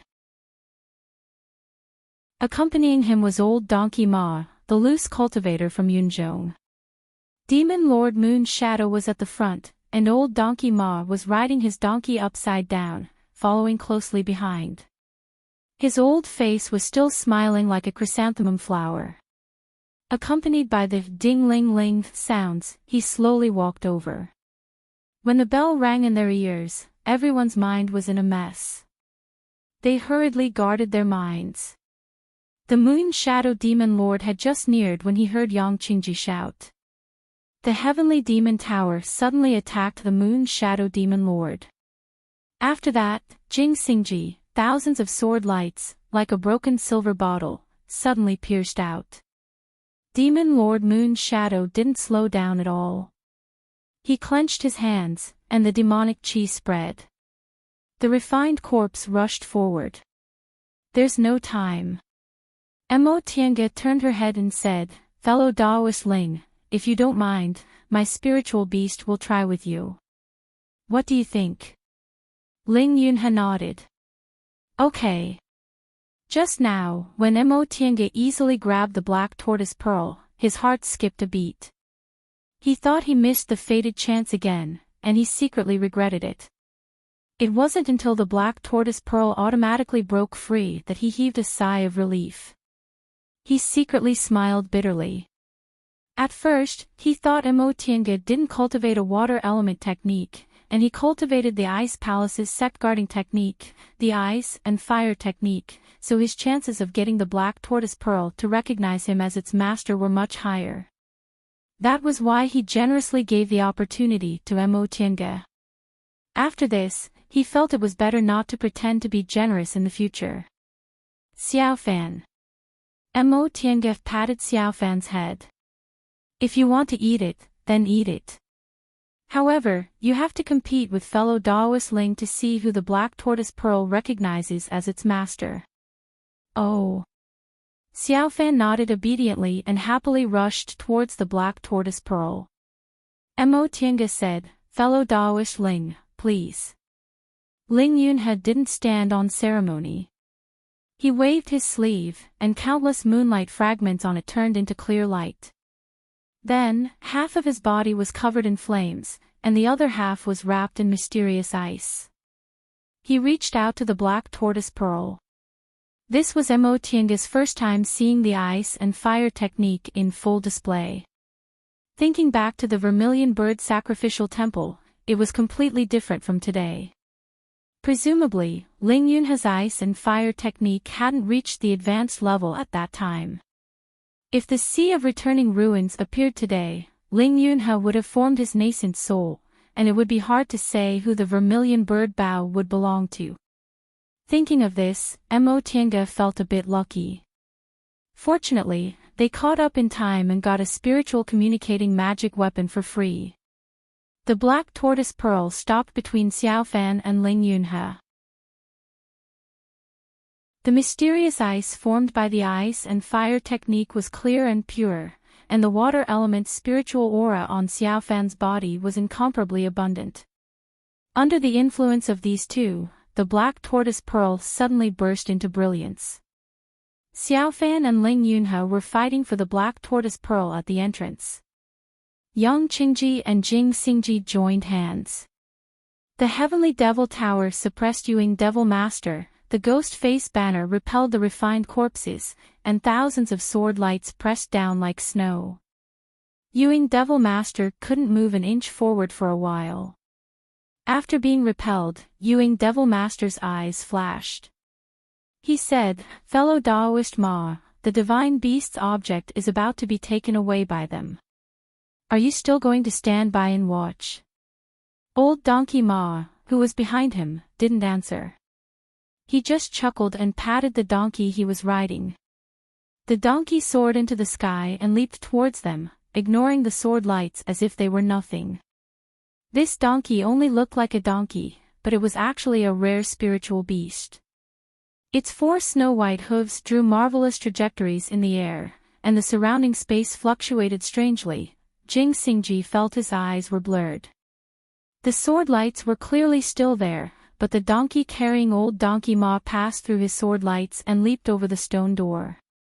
Qin Shi frowned. The sword formation he had prepared a long time ago came crashing down. Old Donkey Ma separated from his donkey. The donkey rolled and turned into a black-clothed boy. The black-clothed boy ignored Qin Shi and threw a string of bells at Nie Wuxiang. We haven't seen each other for many years. Fellow Daoist Qin's cultivation has improved again. Old Donkey Ma said with a smile, the new generation really surpasses the old. I didn't expect the younger generation to be so outstanding. Old guys like us will soon have nowhere to go. Although he said that, Old Donkey Ma's movements weren't slow. He gently waved his whip, and countless wind blades appeared out of thin air, easily blocking Qin Shi's sword formation. Late nascent soul cultivators were indeed extraordinary. A thought flashed through Qin Shi's mind. With a wave of his sleeve, the vermilion bird's flames gushed out continuously and once again formed a sword formation. We haven't seen each other for many years. Senior, you're still as elegant as ever. How could we juniors dare to compare with you? Qin Shi asked himself honestly. He believed he had the strength to compete with late nascent soul cultivators, but if it was a life and death battle, he would be slightly inferior. The higher one's cultivation level was, the harder it was to kill an enemy with a higher cultivation level. Early nascent soul cultivators might be fake, but late nascent soul cultivators were all genuine top cultivators in the human realm. Whether it was their means or temperament, they were all first class. Facing Qin Shi's sword formation, Old Donkey Ma didn't seem to be in a difficult position. He swung his whip again, and flowers made of countless wind blades suddenly appeared in the air, slowly blooming. This flower appeared without a sound and was formless, but it was beautiful beyond compare. Every petal was formed by wind blades, and they spun rapidly, bringing with them a faintly discernible chill. Anything that approached would be silently shredded into pieces. It was truly a top-notch method to deal with a sinister person. The wind flowers collided with the sea of swords. The red sword lights emitted several puff, puff, puff sounds, like candlelight being gently blown out. Qin Shi's pupils shrank, and another sword light swam out from his sleeve. This sword light was inconspicuous and no different from other sword lights. In fact, this sword light contained an extremely thick vermilion bird's breath. It was the main body of the three-yang real fire sword. Old Donkey Ma's wind flowers bloomed more and more. In just a flash, they covered half of the square, even affecting Nie Wuxiang. Xiao Feng, go help them. Seeing that, Mo Tiange waved her heaven and earth fan, and golden lightning shot out, weaving into a dense net of lightning, firmly protecting Xiao Fan and Ling Yan. At the same time, she controlled the puppet to move forward and slashed at Old Donkey Ma. Fuxing's sword was originally of the thunder attribute, and Mo Tiange attached the golden lightning tribulation to it, greatly increasing its power. Although it wasn't as good as the heavenly demon tower, it was still a rare top-grade flying sword. Although it had the cultivation level of the nascent soul realm, it couldn't compare to a real nascent soul cultivator. However, because of Fuxing's sword, it wasn't inferior to an ordinary nascent soul cultivator at all. With one slash, Fuxing's sword slashed out a thunderbolt. Even Old Donkey Ma didn't dare to take it head-on and retreated. Taking advantage of this opportunity, Qin Shi attacked with the sword formation, smashing most of the wind flowers.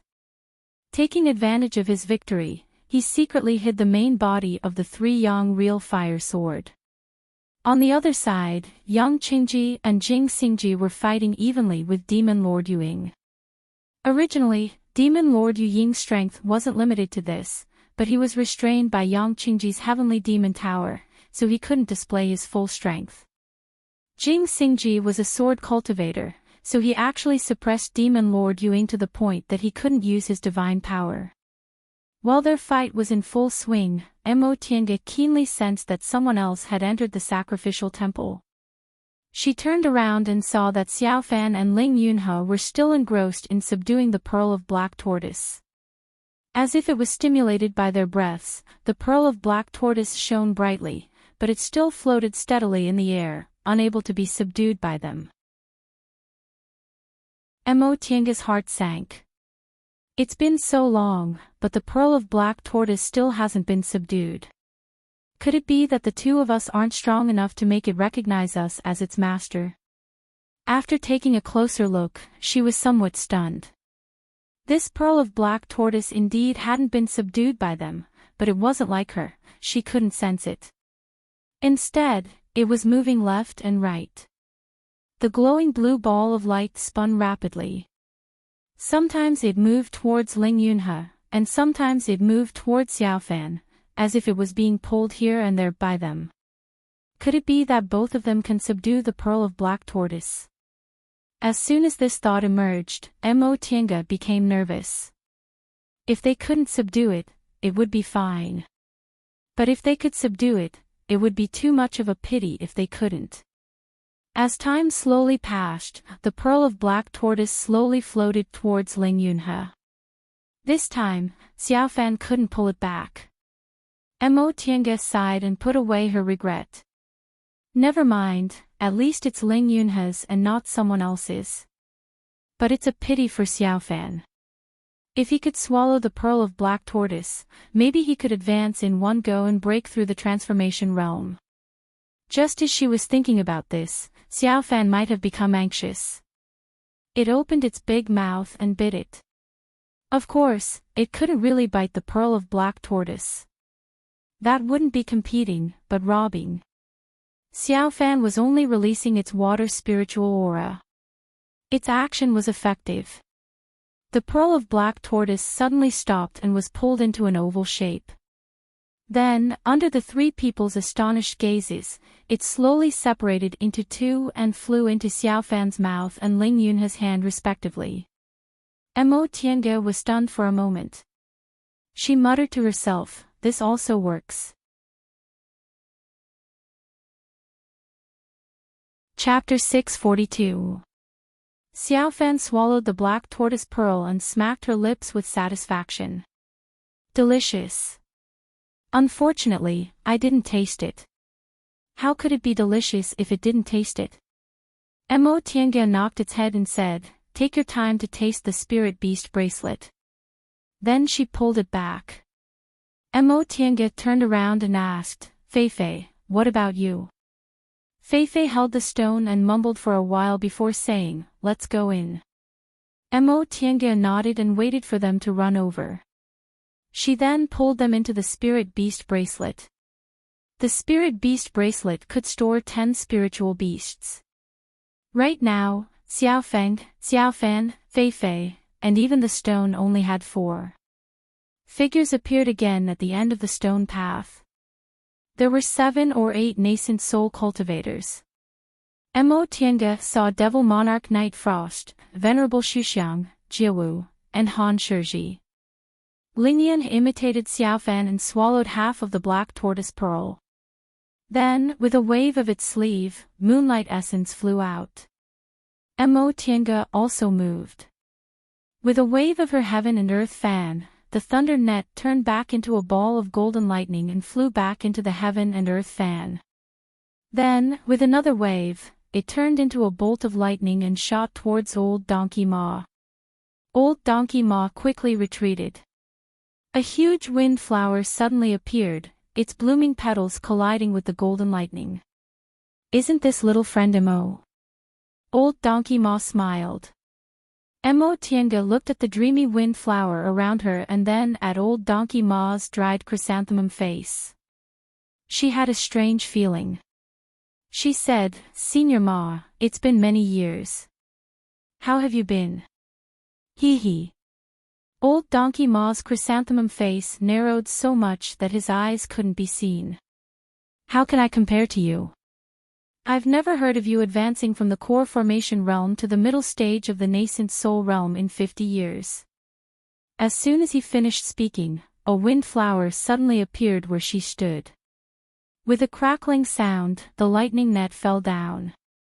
Mo Tianga's figure dissipated into nothingness, and her real body appeared 10 feet away. Meanwhile, a lightning net wrapped the Feng Hua in her original spot, unexpectedly annihilating the Feng Hua.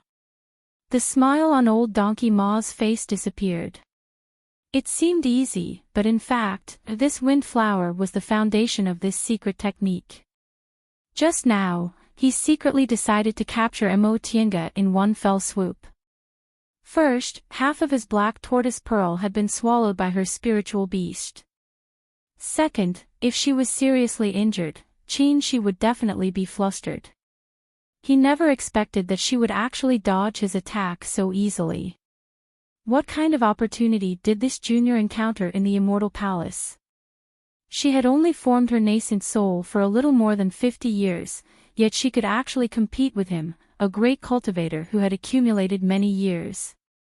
Before he had the time to think, the sword formation came crashing down again. He waved his whip, and just like before, the wind flowers bloomed, forcing the sword formation away. Unexpectedly, an inconspicuous sword light suddenly burst out, broke through his wind flower, and pierced towards him at lightning speed.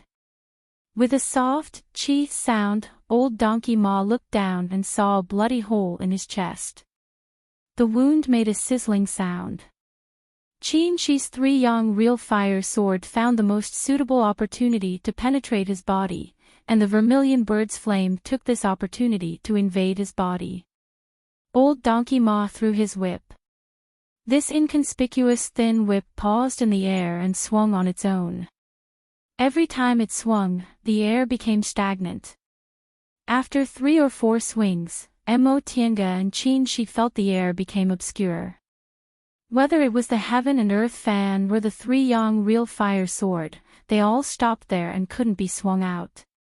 The gourd on old Donkey Ma's back flew up and fell into his hand. He pulled out the cork and drank a mouthful. In an instant, the wounds on his body healed at a speed visible to his body and disappeared quickly. Physical injuries weren't that serious for nascent soul cultivators, but he was actually able to expel the vermilion bird's flame so easily. It wasn't simple. She really didn't know what kind of spiritual medicine was in this gourd that could even expel the vermilion bird's flame. After 5 swings, the thin whip stopped, and old Donkey Ma's injuries were also healed. She gave her a meaningful look and Emotianga nodded. With a wave of the heaven and earth fan, an azure dragon soared and let out a roar. It opened its mouth and spat out a ball of golden lightning. The golden lightning quickly spread out and enveloped old Donkey Ma. Right after that, the wind flower bloomed, but the azure dragon didn't disappear. Instead, it curled towards old Donkey Ma. Old Donkey Ma turned pale with fright. When he saw the azure dragon, he thought it was just an image of a secret technique, so he didn't take it seriously. Unexpectedly, after the astonishing power of the golden lightning, the overwhelming azure dragon's breath surged towards him. Only then did he realize this wasn't as simple as a secret technique. These azure dragon's breaths were vast and sacred, seeming to contain endless vitality. Their powerful might almost made it difficult for him, a great late-stage, nascent soul cultivator, to withstand them. Old Donkey Ma secretly clenched his teeth. These 2 juniors must have guessed that the magic weapon that could freeze space couldn't be used frequently, so they immediately attacked him after he used the petrifying whip. Just as they guessed, he had to rest for several months after using the petrifying whip once. Just now, he accidentally fell into their trap and had to use the petrifying whip in advance, so he was in such a passive position now. Thoughts flashed through old Donkey Ma's mind, and he took out a glittering talisman. He drew a few strokes in the air with his fingers and lightly touched the talisman. The talisman suddenly burst out a dazzling golden light and turned into an incomparably mysterious rune. Seeing this, Emotianga's figure flashed, and she used instant movement. The jade bone puppet took a step forward, and the supporting life sword flashed with lightning as it slashed down with an indomitable posture. Ling Yunhe, who had been watching from the side, also saw this opportunity and took out the soul-restraining pearl. At this time, another powerful aura appeared, containing destruction and heat.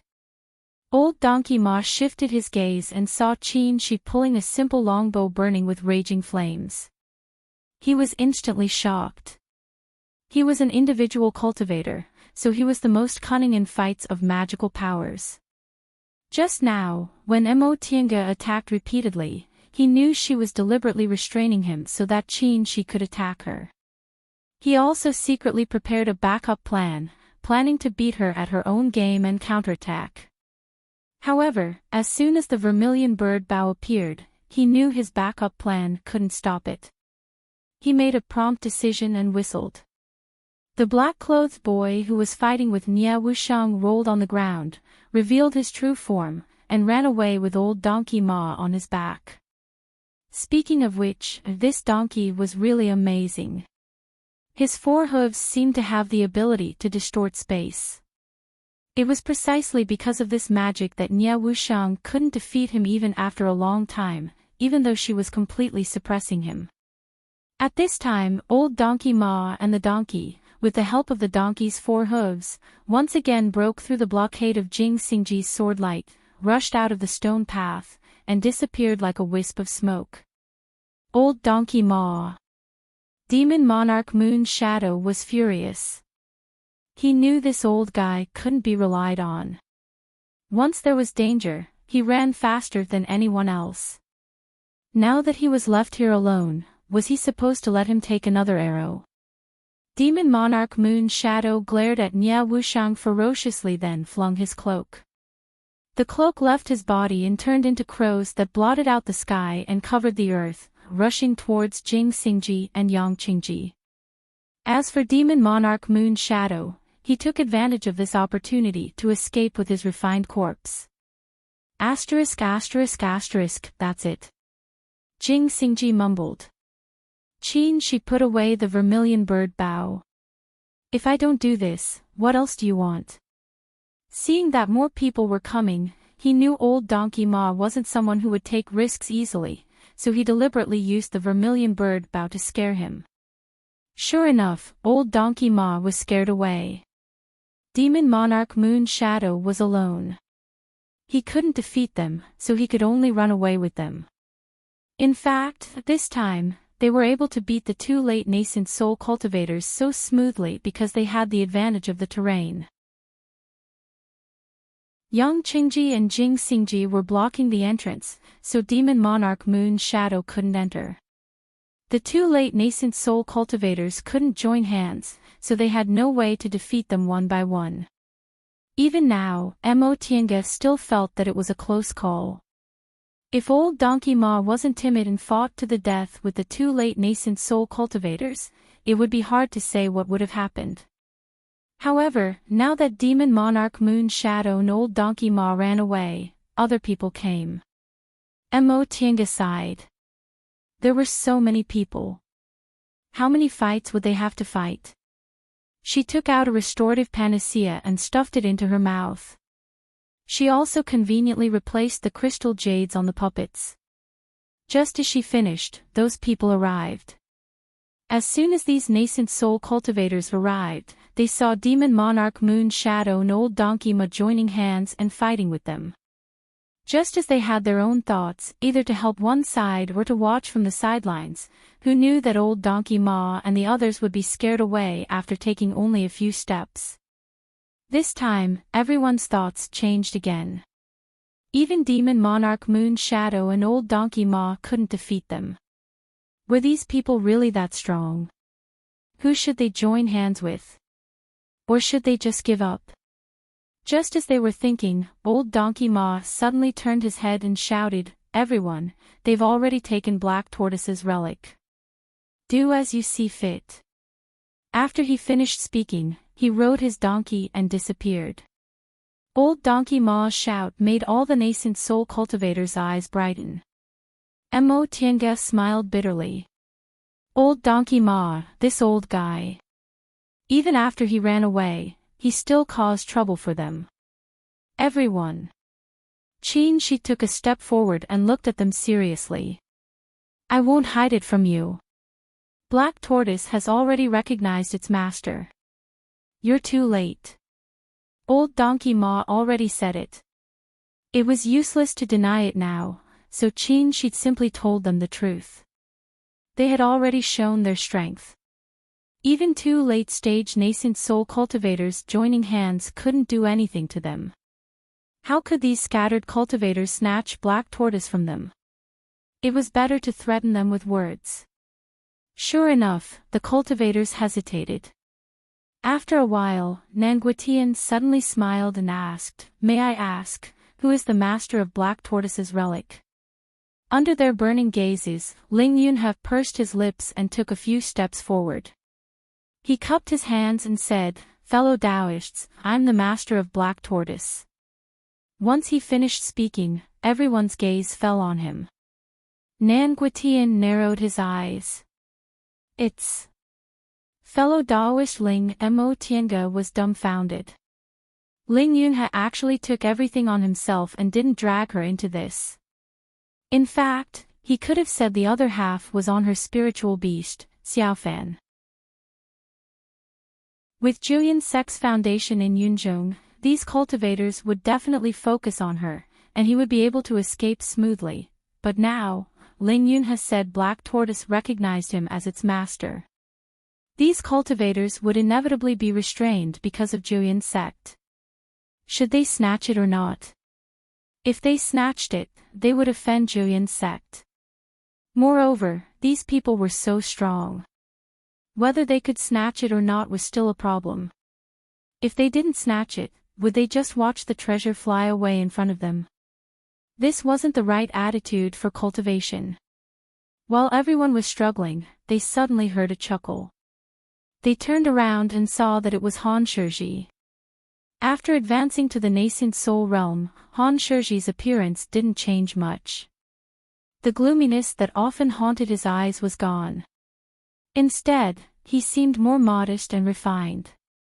In fact, everyone in Yunzhong knew that arrogance was Han Shizhi's true nature. At that moment, Han Shizhi said unhurriedly, "When the treasure is in front of you, you'll have to rely on your own abilities. Isn't this the rule of the cultivation world? When did everyone become so courteous?" Chapter 643. When Han Shizhi finished speaking, a few of them fixed their eyes on him with a hint of viciousness. That's right, this was the rule of the cultivation world. Julian's sect had been the #1 sect in Yunzhong for tens of thousands of years. Did the other cultivators not fight with them in these tens of thousands of years? Of course not. Stealing treasures was one thing, but making enemies was a personal grudge. The sects never cared too much about it. Even if they took 10,000 steps back and Julian's sect really targeted them, they could just avoid them. If they really pressed forward and cut off their path of survival, the cultivators of Yunzhong would gang up on them. Beside him, Zhu Wu was a little hesitant. He said, "But the treasure has already recognized its master. How can we steal it?" Han Shizhi glanced at him. He really didn't like Zhu Wu's gentle and weak personality. He said, "Master. If it doesn't have a master, wouldn't it be fine?" When he finished speaking, his gaze on Ling Yunhe became even more malicious. Ling Yunhe stopped smiling and his expression darkened. Moonlight essence turned into a jade knife again, and he held it in his hand. "If you want to fight, then don't waste your breath." "Hee, Ling boy, I like your personality." Supremacy Void Aspect shouted and stepped forward with his staff. Come. I won't bully you. Come at me together." Before Ling Yunhe could move, Demon Lord Night Frost, who had his arms crossed, snickered. "I say, monk, don't you think too highly of yourself?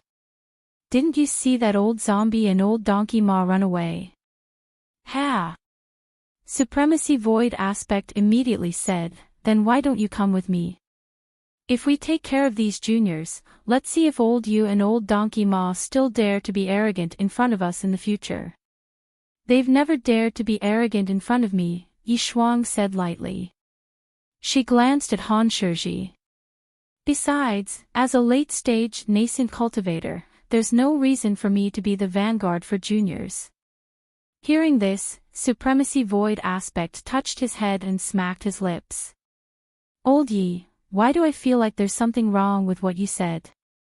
Demon Monarch Night Frost raised the corner of his lips, a flash of helplessness on his cold face. Monk, it's not easy for you to cultivate to the late stage. Venerable Void Phase nodded seriously. Of course, but you've said it many times already. But every time I see you, I can't help but say it. Night Frost Demon Monarch sighed. Forget it. If you want to fight, fight. Don't call me. What a pity. Supremacy Void Aspect muttered. He thought for a moment before asking, Old Yi, are you not interested, or are you just waiting to reap the benefits? Night Frost Demon Lord could not help but knock her forehead. She leaned against the stone wall and said, What divine beast inheritance? It's useless to us demonic cultivators. Why should I join in the fun?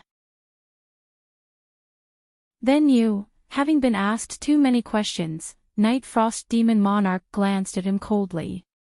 Can't I just watch? Yes, yes. Venerable Void Phase nodded repeatedly. His temper was a little explosive, but he knew who he could and could not afford to offend. He turned his attention to Ling Yunhe and the others. Juniors, come. Mo Tiange looked at Demon Monarch Night Frost and happened to meet her eyes. She nodded with a smile. The corners of Demon Monarch Night Frost's mouth curved slightly, looking like she was smiling. You're still not coming. After waiting for a long time and seeing that they didn't make a move, Venerable Void Phase couldn't help but ask, What are you doing? Are you afraid? Ling Yunhe sighed and asked, Senior Void Phase, do you really want to snatch the treasure or join in the fun? I want to join in the fun, and I want to snatch the treasure, Venerable Void Phase said firmly. Ling Yunhe's expression turned solemn. Then Junior won't be polite. Right after he finished speaking, his crescent moon jade knife suddenly moved like lightning. At the same time, he retreated. The soul-confining bead floating above his head suddenly shone brightly. Venerable Void Phase didn't move. He clasped his palms together, and a golden light burst out from them. Instantly, the image of a benevolent Buddha with his palms also clasped together appeared and merged with him. Wisdom King Physique. Ling Yunhe narrowed his eyes and waved his sleeves, withdrawing the moonlight. However, the soul-confining bead above his head became even brighter. Wisdom King Physique was a commonly used Buddhist defensive technique. Almost every Buddhist disciple knew it, but only a few of them could cultivate it to the top level. At Venerable Void Phase's level, ordinary techniques wouldn't be able to harm him unless they were Wisdom King Physique. Therefore, Ling Yunhe simply withdrew his magic weapon and used the soul-confining bead to attack with his powerful divine comprehension. Hey, this is really a treasure. Venerable Void Phase's eyes lit up when he saw the soul-confining bead, but he said, if old man Yuanmu used it, this monk really wouldn't be able to block it. What a pity. Before he could finish speaking, a sword ray flickering with golden lightning slashed down. With a ripping sound, it tore a hole in the Buddhist light. Venerable Void Phase turned around and saw Mo Tiange smiling at him. Senior Void Phase, what's a pity? Venerable Void Phase originally thought it was a pity that Ling Yunhe's cultivation level wasn't high enough, but he didn't expect these people would actually help him. Mo Tiange's attack was like poking a hornet's nest. Nan Guitian and Daoist Rui signaled each other with their eyes and attacked together. Nan Guitian flicked his right hand, and a coin flew high up. It suddenly enlarged and flew towards Ling Yunhe. 5 small flags of different colors appeared in front of Daoist Rui. They were arranged in a strange way. He waved them lightly, and the 5 flags began to rotate at different speeds. The spiritual aura in the surroundings also began to fluctuate. Clang! Nanguitian's coin was hit by Jing Xingji's sword ray. The others were also ready to attack. There was a late nascent soul cultivator and 2 middle nascent soul cultivators. Other cultivators might also take this opportunity to attack, so now wasn't the time to hold back. Mo Tiange's gaze fell on Daoist Ru Yi. She knew how terrifying a nascent soul formation master who could arrange formations on the spot and affect the movement of spiritual aura in the surroundings was. If it wasn't for Tian Jiqian, Ling Yunfei would never have dared to set up a killing trap against Ling Yunhe. Senior martial brother. She called out. Qin Shi knew what she wanted to say, so his 3-yang real fire sword went straight towards Daoist Ru Yi. At that moment, the nascent soul cultivators swarmed over like a swarm of bees. Everyone understood that this was their best time to fish in troubled waters.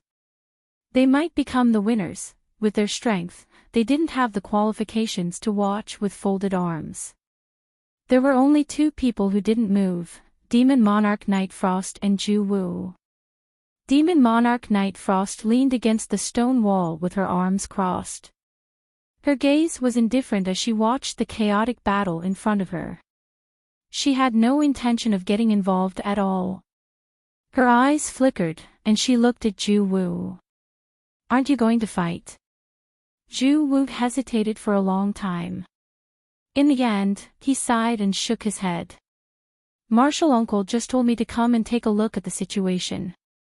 He didn't say I wanted to snatch the treasure. Since the treasure has already recognized me as its master, I still want to fight. Isn't my killing intent too heavy? It's a hindrance to my cultivation. Demon Monarch Night Frost raised the corner of her mouth, revealing a rare smile. I thought you were old friends with them, so you didn't want to fight. Ju Wu scratched his bald head in embarrassment. That's indeed the reason. Fellow Daoist Mo once gave me a way out.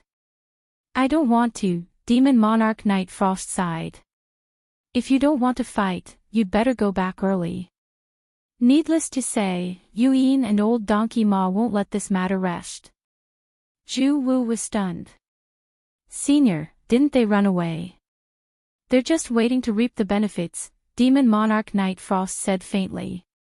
When both sides are injured, they'll show up. Ah. Ju Wu was startled. She looked at Demon Monarch Night Frost cautiously. What about Senior? Demon Monarch Night Frost shook his head. I never lie. If I'm not interested, I'm not interested. As he spoke, he leaned against the stone wall, closed his eyes, and stopped moving as if he was resting. Ju Wu hesitated for a while, but in the end, he sighed. Forget it. I'd better go back and report to Martial Uncle. As he spoke, he walked away. Aside from Ju Wu, the others didn't have this kind of awareness. All the cultivators who entered the sacrificial temple rushed here in waves, throwing themselves into the front line to fight for the treasure. Unfortunately, the passage was too narrow and couldn't accommodate more than 20 nascent soul cultivators fighting. As a result, Mo Tiange's group took advantage of the terrain and guarded the entrance. No matter how many people there were, only 2 or 3 of them could fight. Mo Tiange's group didn't have many people, but they were strong. Qin Shi, Jing Xingji, and Yang Qingji stood on the front line, their defense unbreakable. At first, these people were full of enthusiasm, but as time passed and they couldn't win, they gradually had other ideas. There were more than 20 of them, but there were only 2 or 3 people facing them. If they rushed to the front, wouldn't they be working for others? If they were injured, they'd be lucky if others didn't take the opportunity to rob them, not to mention that they couldn't win. These people were strong. Just now, Daoist Ru Yi was almost killed by their joint attack, and he was a middle-stage cultivator who had been famous for many years. Gradually, the attack slowed down. No one wanted to be the vanguard and let others take advantage of them. In the end, they even shifted the blame to each other and stopped attacking. Brother Daoist Rui. Nan Guitian sent a voice transmission to Daoist Rui, signaling him with his eyes. Daoist Rui understood. He moved far away from the crowd and hid behind them. He was injured by Qin Shi and Mo Tiange's joint attack just now. Now that everyone was slacking off, his behavior was normal, so no one paid much attention to him. Brother Nan, we can't go on like this. What do you think we should do? Nan Guitian rubbed his fat belly, then glanced outside and said, when that old monk Su Xiang attacked earlier, I thought we might be able to take advantage of the situation. I didn't think that these juniors would grow so quickly in just a few decades. Not only did we fail, but they even injured you, Daoist Rui. He cupped his fist at Daoist Rui apologetically. Daoist Rui waved his hand. We've been friends for several hundred years. Why do we have to do this? The problem now is whether we can snatch it or not. The two of them stared at the scene in front of them in silence. If all of them attacked together, these juniors wouldn't be able to stop them no matter how fast they grew. After all, there were more than 20 nascent soul cultivators here. Many of them were in the middle stage, and there was also Venerable Xuxiang, a late-stage nascent soul cultivator.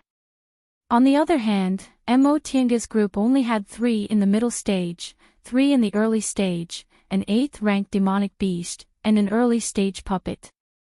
But how could they possibly join hands without any ill feelings? Everyone wanted to fish in troubled waters, so no one was willing to risk their lives, including the two of them. In my opinion, we'd better retreat for the time being, Nan Guitian said all of a sudden.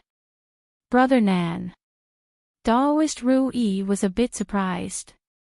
Nan Guitian's oily face had a shrewd glint in his small eyes. He looked at the end of the passage and said, I don't know where old Donkey Ma ran off to. Daoist Rui was stunned for a moment, but he soon nodded. I'll listen to Brother Nan. Old Donkey Ma was the most cunning among nascent soul cultivators. There was obviously still hope, so how could he really leave? Rather than letting him reap the benefits, it was better to leave for the time being and see what he was up to. Chapter 644. Mo Tiange dusted her clothes then sat down. They were in a deadlock at the entrance. These people were not stupid. They fought for a while at the beginning, but after realizing that they were powerful, they stopped taking risks. She also knew that this was only a temporary measure. It could not continue like this forever. Firstly, they wouldn't be able to escape if they dragged this on. Secondly, if they dragged this on for too long, if they came up with a plan, they would have to take action. Even if they didn't come up with a plan, what if reinforcements arrived? This place wasn't the celestial pole. Not only were there many late nascent soul cultivators here, but they also had nothing to do with it. Nia Wushang sat down next to her and said, Did you notice that a group of people who should be here didn't come? Mo Tiange took some time to think. Are you talking about people from Juyan sect? Yes. Nia Wushang's gaze swept over the nascent soul cultivators on the stone path. Ling Yunhe claimed that the Black Tortoise's relic recognized him as its master. Juyan sect also clearly sent people here, so why didn't they come to help? Mo Tiange also looked at these nascent soul cultivators. Sure enough, there weren't any people from Juyan sect among them. What do you think? She asked. Nia Wushang shook her head. I don't understand what Juyan sect thinks of Ling Yunhe. Isn't he the master of the relic left behind by the Guasian sect? Logically speaking, he should be the successor that the sect has nurtured with all its resources, but Juyan sect seems to be very afraid of him, Mo Tiange said. Comparing herself to Juyan sect's attitude towards Ling Yunhe, she knew what was wrong. Ever since Ling Yunhe went alone to look for her to save Nia Wushang, he didn't seem to have the slightest intention of reporting it to the sect. Then came Carefree Valley, where he met Senior Marshal Brother Yuan and lamented that Juyin sect no longer trusted him. But now, he was trapped here, and the Juyin sect actually did not come to help him. Nia Wushang went through the matter in her heart and asked, could it be that Moon Shadow Devil Lord and Old Donkey Ma trapped the people from Juyin sect temporarily? Mo Tiange was stunned for a moment, but soon after, she nodded and said, that's possible. How could other people not know what they knew? Indeed, the others knew that these nascent soul cultivators were currently anxious. They had originally thought that the people from the Juyin sect were behind them, so they wanted to snatch it before they arrived. However, they had wasted an entire day here. Almost everyone else had arrived, but the people from the Juyin sect had yet to arrive. This was strange.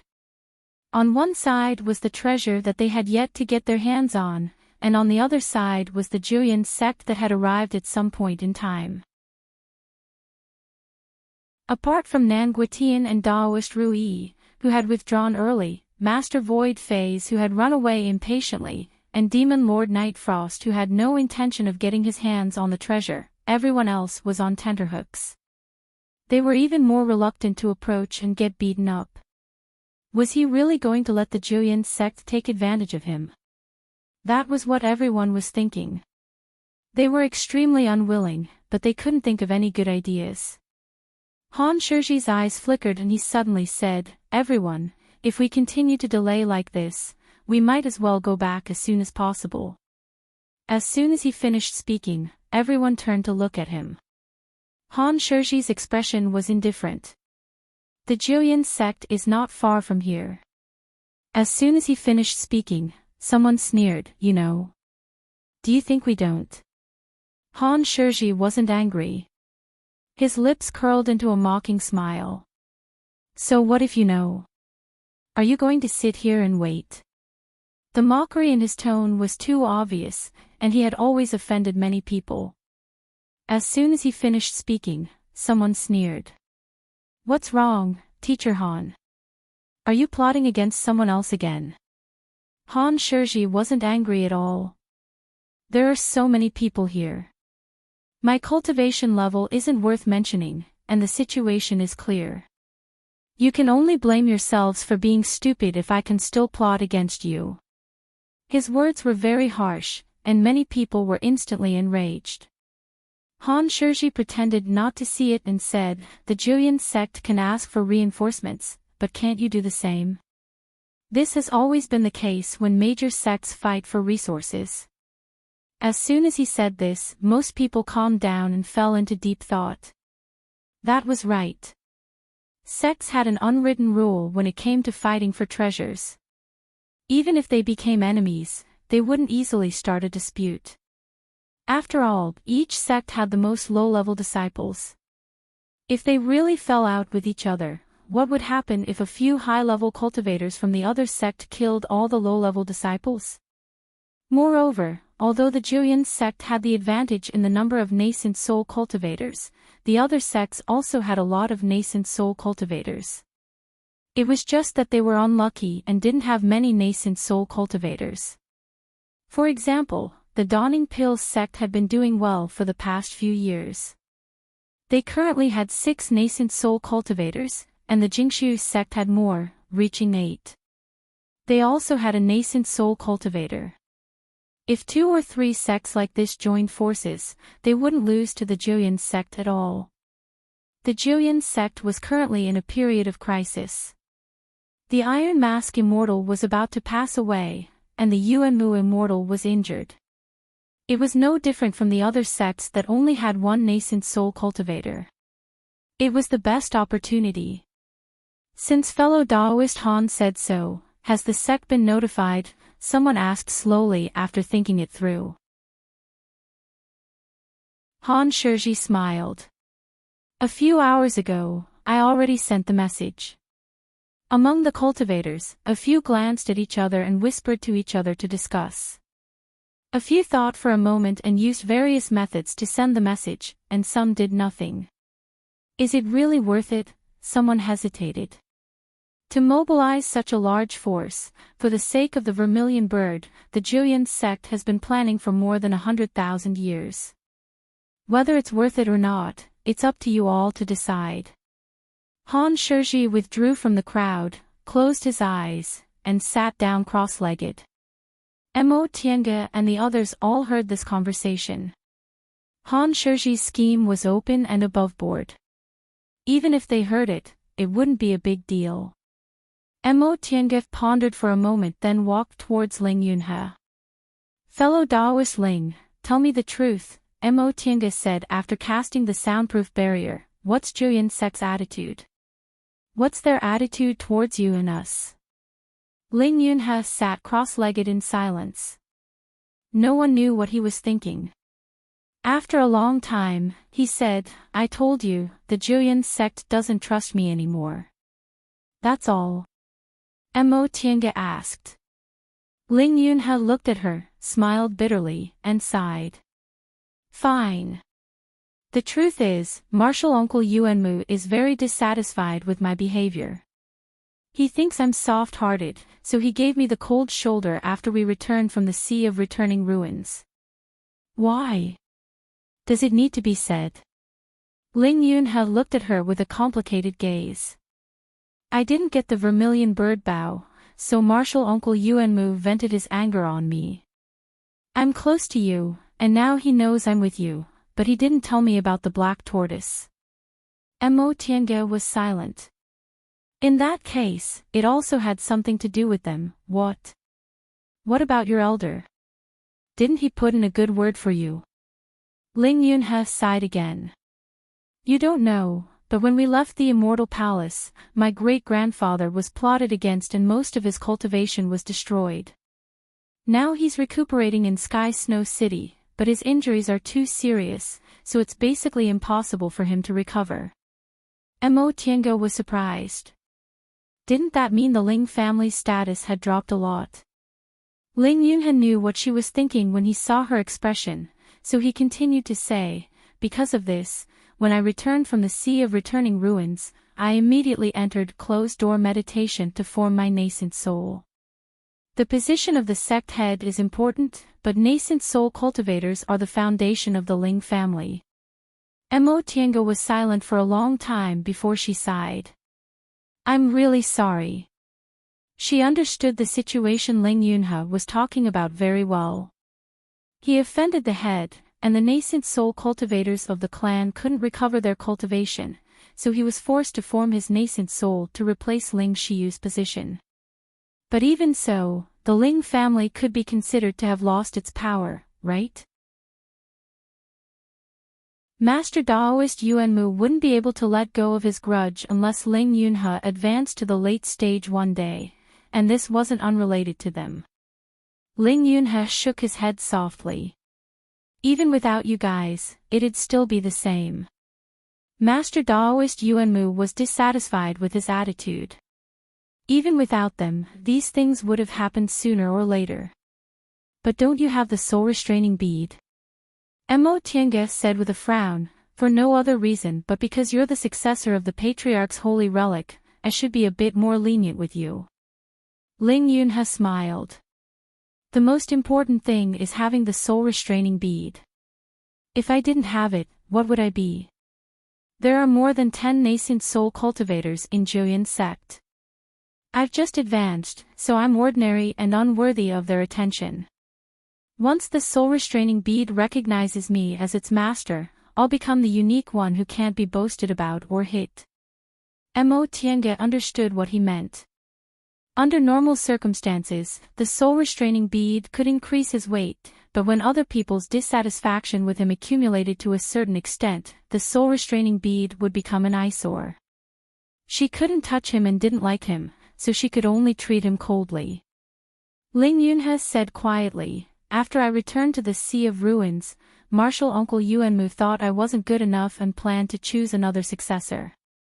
Unfortunately, the soul restraining bead can't recognize a new master. In this case, my position is very awkward." After a moment of silence, Mo Tiange asked softly, "Will they just watch you trapped here and not lend a helping hand?" They won't, Ling Yunhe said confidently. No matter what, I'm still a disciple of Juyan's sect. Martial Uncle Yuanmu just doesn't like me, but he won't put me to death. Then they'll come. Ling Yunhe stared at the door. They just want to teach me a lesson and make me understand that Juyan's sect is my support and you guys are just outsiders. In all fairness, Mo Tiange didn't think what Master Daoist Yuanmu did was wrong. Since he thought Ling Yunhe wasn't reliable enough to shoulder Juyan's sect, he should erase his unique influence in Juyan's sect and let him be an ordinary nascent soul cultivator. But she thought Master Daoist Yuanmu was too hasty in judging Ling Yunhe to be unable to shoulder such a big responsibility. Did he think he was soft-hearted just because he saw her as a friend? She remembered that Ling Yunhe didn't show any mercy to Ling Yunfei and Tian Jiqian who betrayed him. If one day, her existence affected his and the sect's interests, she believed he would do the same. On the contrary, Master Daoist Yuanmu was taking things for granted. Nowadays, the human world was becoming more and more chaotic. Instead of offending her and Xianqing school behind her, it was better to let go of that matter and make fewer enemies. After all, the vermilion bird bough was originally ownerless. Qinshi being able to obtain it was his fated chance, not something he forcibly seized from Juyan's sect. Presumably, Master Daoist Yuanmu didn't have a clear understanding of the current situation due to the prosperity of Juyan's sect in the past 10,000 years. Before they arrived at Juyan's sect, there was already a commotion outside. Mo Tiange secretly felt a headache coming on. Sure enough, these nascent soul cultivators couldn't wait any longer. They wanted to seize the opportunity before Juyan's sect arrived to snatch the bough. With that thought in mind, she stood up. This was going to be a tough battle. Although Juyan's sect wouldn't let them off easily, they had to hold on until Juyan's sect arrived. Only then would they have a chance to escape.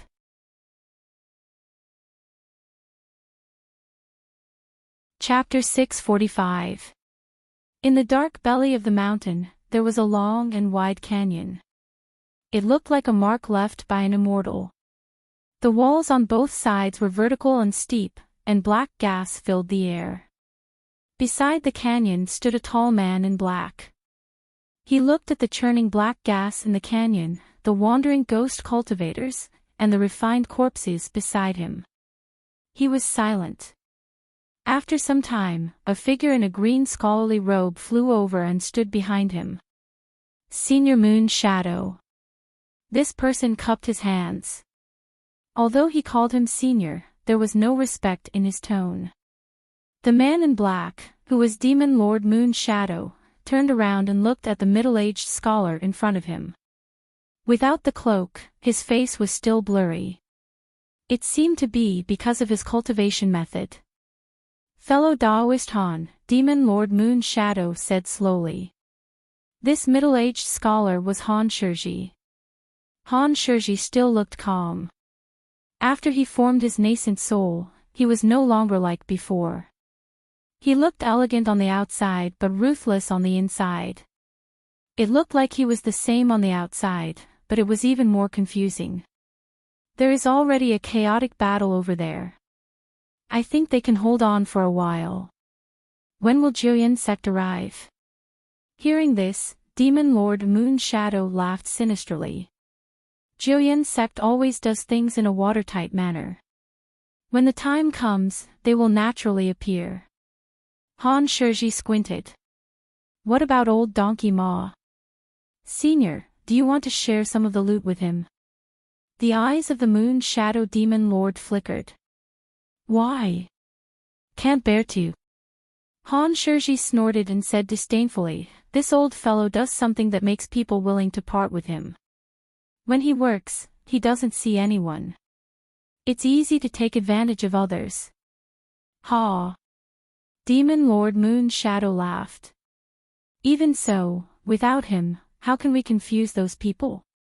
Han Shizhi said coldly, this old thing. Sooner or later, I will make him suffer. That is a matter for the future, Demon Lord Moon's shadow said. We will talk about it in the future. The two of them were silent for a while. Demon Lord Moon's shadow asked, Mr. Yuk should be here by now, right? Han Shiji nodded. Teacher has already set off, but it is not convenient to use the public transportation array. He needs some time. Old Yuanmu has already left Julian's sect. We cannot delay. Han Shiji was more confident about this. Even if we can't find Yuan Jin, we can at least delay him for a while. That's enough. The Moon Shadow Demon Lord nodded. I hope it goes smoothly. With a wave of the heaven and earth fan, an azure dragon soared into the sky, bringing with it boundless golden light that spread out resplendently. Mo Tiange pulled Nie Wushang. The two of them retreated slightly, and the cloud-soaring crane took their place. Wushang, are you okay? She asked. Nie Wushang's complexion was pale. She took out a black jade talisman from her bosom and lightly pinched it. That black aura was quickly absorbed by her, and her complexion quickly became better. I'm fine. I'll be fine after resting for a while. When she was escaping from the Moon Shadow Demon Lord's pursuit, she had expended too much energy and sustained many minor injuries. Although she had rested for more than half a month, she still felt tired easily. She looked at the entrance worriedly. These people seemed to have reached a consensus. Could they resist? Mo Tiange also had the same thought. The two of them glanced at each other, then tacitly retreated to the side and sat down to meditate. The six of them and the beast took turns to guard the door, determined not to let anyone in. The cultivators who were blocked outside watched them, so they simply imitated them and discussed taking turns. In this way, the pressure on them increased sharply. After all, there were more than 20 nascent soul cultivators. They could exhaust them to death. Hold on. Ling Yunhe said with a firm gaze. Julian's sect won't leave me in the lurch. If we hold on, we'll live. Seeing him like this, Mo Tiange couldn't help but secretly sigh. She also hoped what Ling Yunhe said was right and that Julian's sect wouldn't give up on him. However, what if Julian's sect really gave up on him? After thinking for a while, Mo Tiange shook her head. They wouldn't. Even if it wasn't for Ling Yunhe, they had to come for the soul-restricting bead and black tortoise. They didn't expect they would guard for 3 days. At first, they used their strength to suppress others, but later, they completely relied on medicinal pills to hold on. Seeing that the medicinal pills were gradually running out, Mo Tiange started to worry.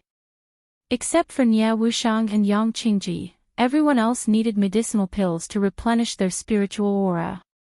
Although every one of them was quite wealthy, nascent soul cultivators would consume a lot of energy in fights of magical powers.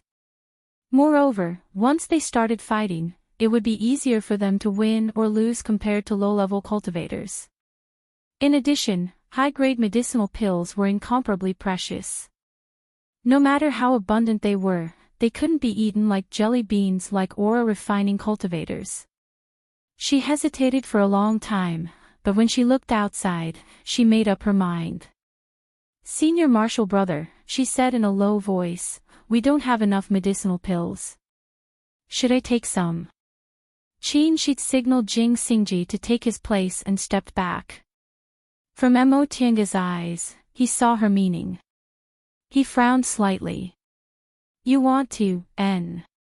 She paused for a moment then explained, Julian's sect probably won't give up on Ling Yunhe, but for them, having none is better than having them. Who knows if Julian's sect will wait until we can't hold on any longer to save Ling Yunhe. Qin Shi pondered silently for a while then said, what you said makes sense. Then I'll go get some. Qin Shi quickly glanced at the people present and nodded. I'll protect you. Mo Tiange understood what he meant and said, in the Middle Ages, there were many strange storage magic weapons. She flashed a smile at her. The 3-yang real fire sword was unleashed. Countless dazzling sword lights surrounded her tightly. Under the cover of the sword lights, it was very difficult for others to detect slight spiritual aura fluctuations. Tiange entered the virtual sky world, went to the storeroom, and put all the medicinal pills she could use into her interspatial ring. After thinking for a moment, she released Xiaofan and Feifei and told them to stay put. When she came out of the virtual sky world, she put away the 3-yang real fire sword and distributed the medicinal pills to the others. Ling Yunhe was surprised to see the medicinal pills she gave him. Fellow Daoist Mo, these, Tiange said calmly, I prepared a lot of them in my storage magic weapon, but it's a bit troublesome to go in and out. Their behavior just now could be hidden from the cultivators outside, but it couldn't be hidden from Ling Yunhe and the others. After listening to her explanation, Ling Yunhe didn't doubt it at all. He just thought her magic weapon was unique, so he nodded and took it. Thank you. Jing Xingji didn't ask anything. He was already used to this couple being mysterious and doing strange things from time to time. However, when he saw the high-grade medicinal pills Tiange gave him, he couldn't restrain his jealousy. You two have too many good things. Back in the Immortal Palace in the returning ruined sea, he was overjoyed when he took a bottle of 9 Revolutions Yang restoration pills from Tiange, but now she gave him 2 bottles. Jing Xingji regretted it. If he knew this would happen, he would have blackmailed her more. Don't talk so much nonsense. Fight seriously. Tiange said. Jing Xingji swallowed a handful of medicinal pills. He didn't say any nonsense and continued to block them. This was a matter of life and death. With these medicinal pills, everyone was confident. The people outside had a longer rotation than them, so they had enough time to completely recover their spiritual aura. However, they had one shortcoming: they weren't united. Everyone had their own plans and wanted to contribute less, so they wouldn't fight with their lives on the line. Looking at these people, Jing Xingji signaled Qin Shi with his eyes. His gaze seemed to be focused on one of the cultivators. This cultivator was in the peak of the early stage and looked middle-aged. His natal magic weapon was a pair of several inches long, shining with golden light. The 2 nails transformed into golden light when attacking and a golden screen when defending. They switched between smoothly and weren't weak at all. However, having a balance between offense and defense also meant that neither side was outstanding. Qin Shi nodded slightly, indicating that he understood what he meant. As the sword lights crossed each other, Jing Xingji suddenly burst out. Countless sword lights flew towards that early-stage cultivator. That early-stage cultivator turned pale with fright. His magic weapon was about to transform into a golden screen, but in the next moment, an extremely sharp red sword light suddenly appeared, interrupting his movement. That cultivator was actually calm. He searched his Qinquan bag, and a white light shone, firmly protecting his body. Qin Shi pointed his finger, and a flame suddenly sprang up from that sword light. A vast, sacred, and fiery intent of destruction spread out without any obstruction. This might forcefully suppress that early-stage cultivator. At the same time, a golden light suddenly appeared in the incomparably resplendent sword lights. It gave off a similarly vast aura, and the ruthlessness and killing intent contained within it made people tremble. This golden light merged with the sword light. Everyone seemed to hear the roar of a white tiger, and their minds were shaken. That early-stage cultivator faced this sharp killing intent head-on. He only had time to send his nascent soul out of his body before he felt a chill on his body, and his body was smashed to pieces. The red sword light that had already flown out appeared again. With a clear cry, gorgeous flaming tail feathers curled up. In the flames with a sacred aura, the nascent soul was instantly burned black and turned into smoke. Even his body disappeared without a trace, not even his Qianquan bag was left behind. Everyone was aghast. They didn't expect that these two people would suddenly attack and kill a cultivator with lightning speed. Even his nascent soul didn't have a chance to escape. What powerful skills! What ruthless methods! What kind of spell did they use just now? That kind of power was far higher than the cultivation technique they cultivated. Some people thought that fellow Daoist Qin was the person who snatched Zhou Sect's vermilion bird bow. A firebird appeared just now. Could it be the vermilion bird's inheritance? What about the other person? He was obviously an unknown sword cultivator, but his strength wasn't inferior to fellow Daoist Qin's.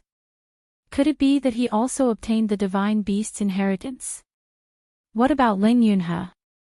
If he absorbed the black tortoise's relic, plus the soul-restricting bead, wouldn't Yuanchu defeat Yuanzhong? He might even be able to compete with Queen Yuanzhong. For a moment, everyone was both shocked and greedy. At this time, Yang Qingji, who had been covering them from the side, rolled up his ghost face banner. The ghost face banner flew out and fiercely bit another cultivator. That cultivator seemed to wake up from a dream. He took out a top-grade nascent soul talisman and retreated quickly, letting others take his place. When he retreated, he saw that the place where the ghost face accidentally bit him was already black and purple, and a walnut-sized lump floated on it. That person couldn't help but turn pale with fright. He thought to himself that if he hadn't made a prompt decision to give up the top-grade talisman, he might have ended up like that person and lost his life, right? Everyone else saw this unforeseen event and couldn't help but retreat a few steps. Those two people were very strong. This Yang Qingji wasn't easy to deal with either.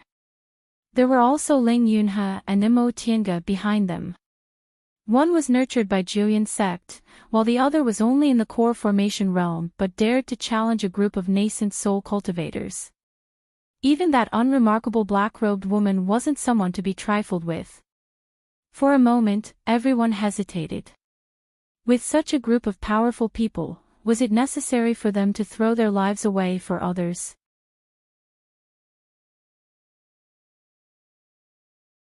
Chapter 646. Where's Yuanjin? Outside the Carefree Valley, Reverend Yuanmu asked. A core formation cultivator guarding the big tree at the entrance of the Carefree Valley reported, Head Seat Martial Uncle Yuanjin said he's keeping watch inside. If Head Seat Martial Uncle arrives, just send him a message. Reverend Yuanmu's brows furrowed deeply. This person said he wanted to contact Yuanjin, but in fact, he'd already sent a summoning talisman to Yuanjin the moment he arrived, but Yuanjin didn't receive it. The current situation was really strange. Senior Martial Brother Yuanmu. Another middle-stage cultivator with a big beard came forward and asked, Junior Martial Brother Yuanjin couldn't have been involved, right? He can't be. Reverend Yuanmu's brows sank. It's just letting him keep watch. It's not like it's something difficult to do. Could it be that he can't even do this? Hearing the displeasure in Reverend Yuanmu's tone, the big bearded cultivator didn't say anything else. He just asked, then what do we do next? Go in directly. Reverend Yuanmu was also conflicted over this problem. After thinking for a while, he slowly said, Yuanjin has always been reliable in his work. It's impossible for him to disappear for no reason.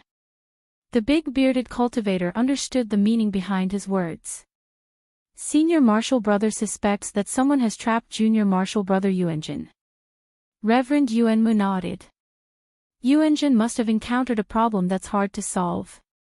There were 3 of them, but they actually disappeared without a trace. Someone must have been targeting them. Perhaps it's targeting us. It can't be, right? The big bearded cultivator said, who would be so daring? Seizing treasures is one thing, but if they deliberately killed our sect's cultivators, aren't they afraid of angering Zhou Sect? Reverend Yuanmu obviously wasn't so optimistic. He said, Senior Marshal Brother Ironface has passed away, but in these few decades, I've also been injured. Who knows, there might be someone who thinks the chance to turn things around has come. The big bearded cultivator knew what Reverend Yuanmu said made sense, so he asked, since Senior Marshal Brother Yuanjin thinks something has happened to him, should we go find him first, or save Junior Marshal Brother Ling first? Spiritual Master Yuanmu's brows furrowed, clearly very troubled. Let's save Yuanjin first. That kid has always had good fortune, he shouldn't die for the time being. The brat he was referring to was Ling Yunhe. Big Beard thought for a while and said, Senior Marshal Brother Yuanmu, Yuanzhen has 3 people and he doesn't have anything that people covet. Even if he's trapped for a while, his life shouldn't be in danger. On the other hand, Junior Marshal Brother Ling. These days, all the nascent soul cultivators of the major sects have come out and are rushing over here. I'm afraid that Junior Marshal Brother Ling won't be able to hold on for long. We can't afford to lose the spirit restraining pearl. Now that he claims to have inherited the Black Tortoise's legacy, shouldn't we go over earlier? Reverend Yuanmu snorted coldly and said, why did you save him earlier? He was becoming more and more outrageous. He clearly knew that those people had great enmity with the sect, but he still chose to associate with them. It was one thing for him to associate with them, but when there was news of the Black Tortoise, he didn't inform the sect and instead chose to travel with them. Does he even care about the sect? Don't be angry, Senior Marshal Brother, Big Beard hurriedly persuaded. Junior Marshal Brother Ling is young, it's inevitable that he'll feel unhappy after suffering some setbacks. He doesn't have the guts to ignore the sect. The Ling family is relying on him to support it now.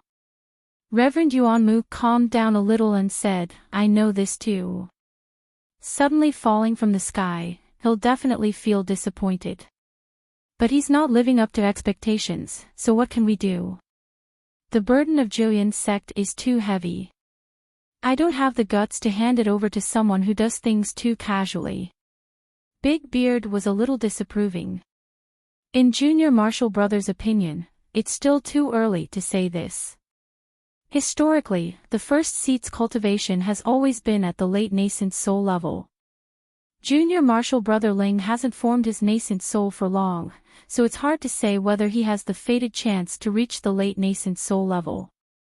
If there's really a day when he reaches the late nascent soul level, even if Senior Marshal Brother doesn't like it, we can only hand it over to him. Reverend Yuanmu knew that what he said was true. He sighed and said, let's look for Yuanjin first. There's something strange about this matter. I keep feeling that there's a conspiracy. If we don't find Yuanjin, we can't calm down. As for that Ling Yunhe kid. The spirit restraining pearl can only recognize someone who practices the ice and fire technique as its master, so there's nothing to be afraid of. Seeing that he had made up his mind, Big Beard didn't say anything else. Yes, Senior Marshal Brother. He sighed inwardly. This Senior Marshal Brother of his had always been suspicious and serious. Once he became suspicious, it was like a thorn in his heart. If he didn't find Yuanjin, he wouldn't be able to get rid of his worries. However, the moment he said this, it was clear that he had made up his mind to give up on Ling Yunhe if they didn't make it in time. After all, Ling Yunhe had lost his identity as the successor.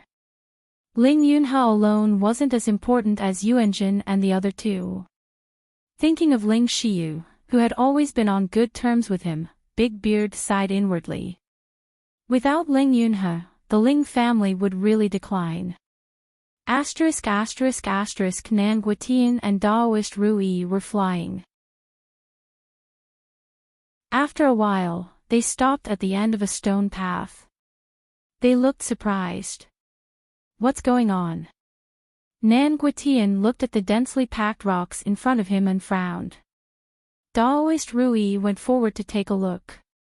His face darkened. The road is blocked. The two of them looked at each other and didn't say anything. This was the small path that Ewing Demon Monarch had brought them here. It was said that when Starfall City was searching for demonic mines, they accidentally discovered a strange aura and spent many years digging it out.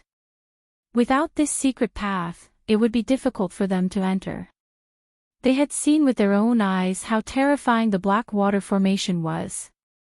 Now that this path was blocked, they used their divine senses and realized that it was completely blocked.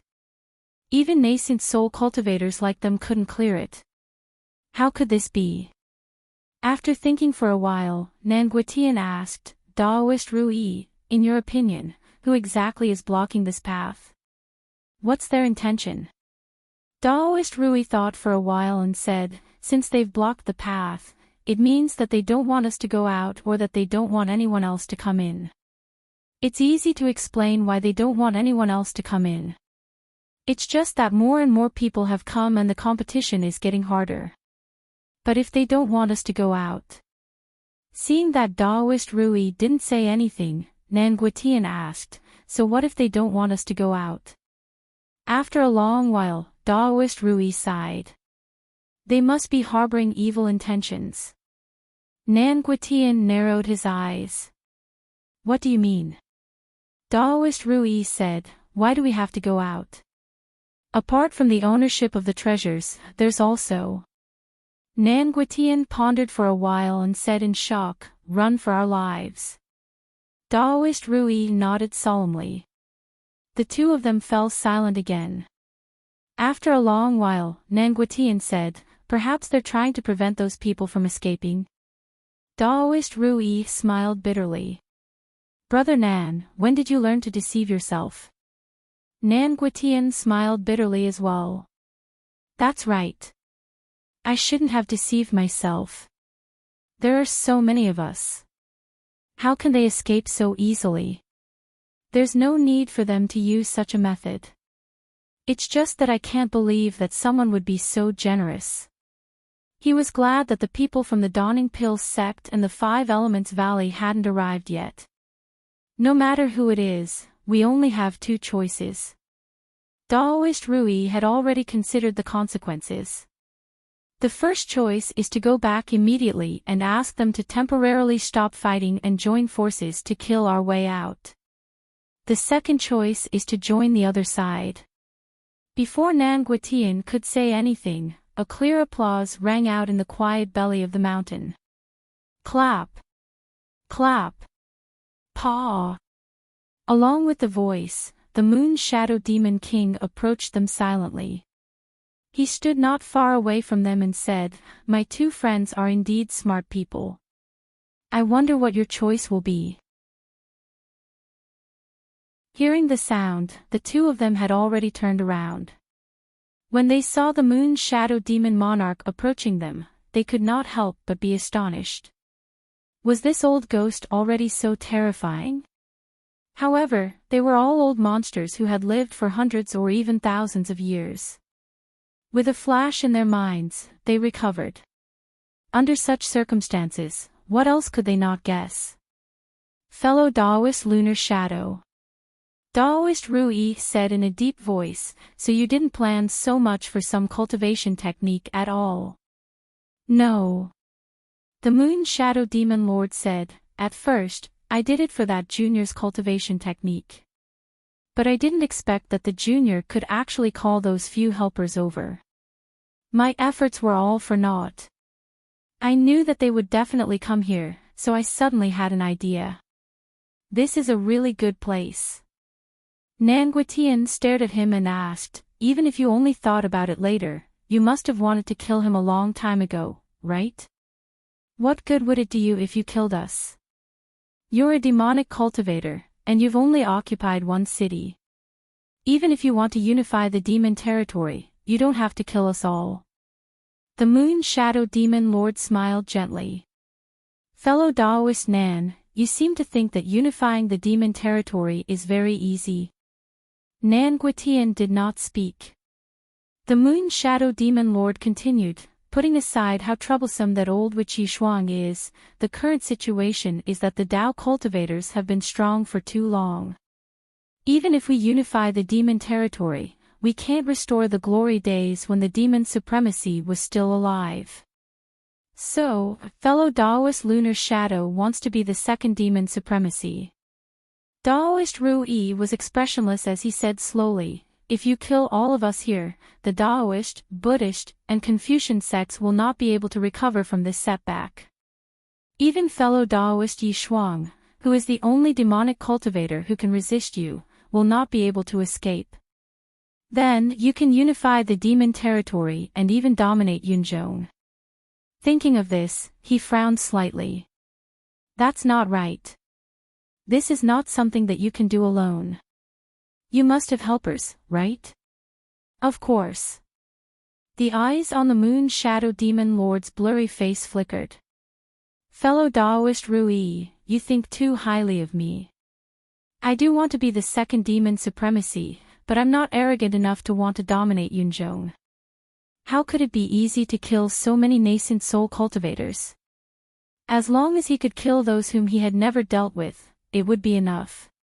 He only wanted to create a huge demon territory that had never been seen since ancient times. He did not want to become the master of Yunzhong. He knew himself very well. When the demon supremacy was still alive, Fu Yaozi and the other 3 sages had suppressed him, let alone him. Then, Nan Guitian sighed. Fellow Daoist Lunar Shadow, how do you plan to deal with us?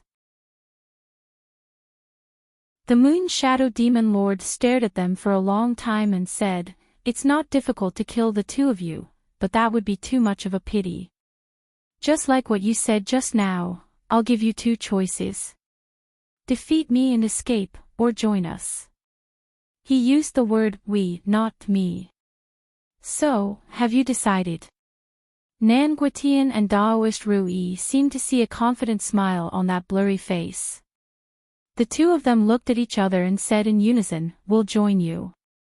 Good. The Moon Shadow Demon Lord really smiled this time. As he turned around, he said, follow me. The next moment, he stopped in his tracks. A purple-clothed person came out from a corner. She was also silent. She sighed and said, Ying, so this is your plan.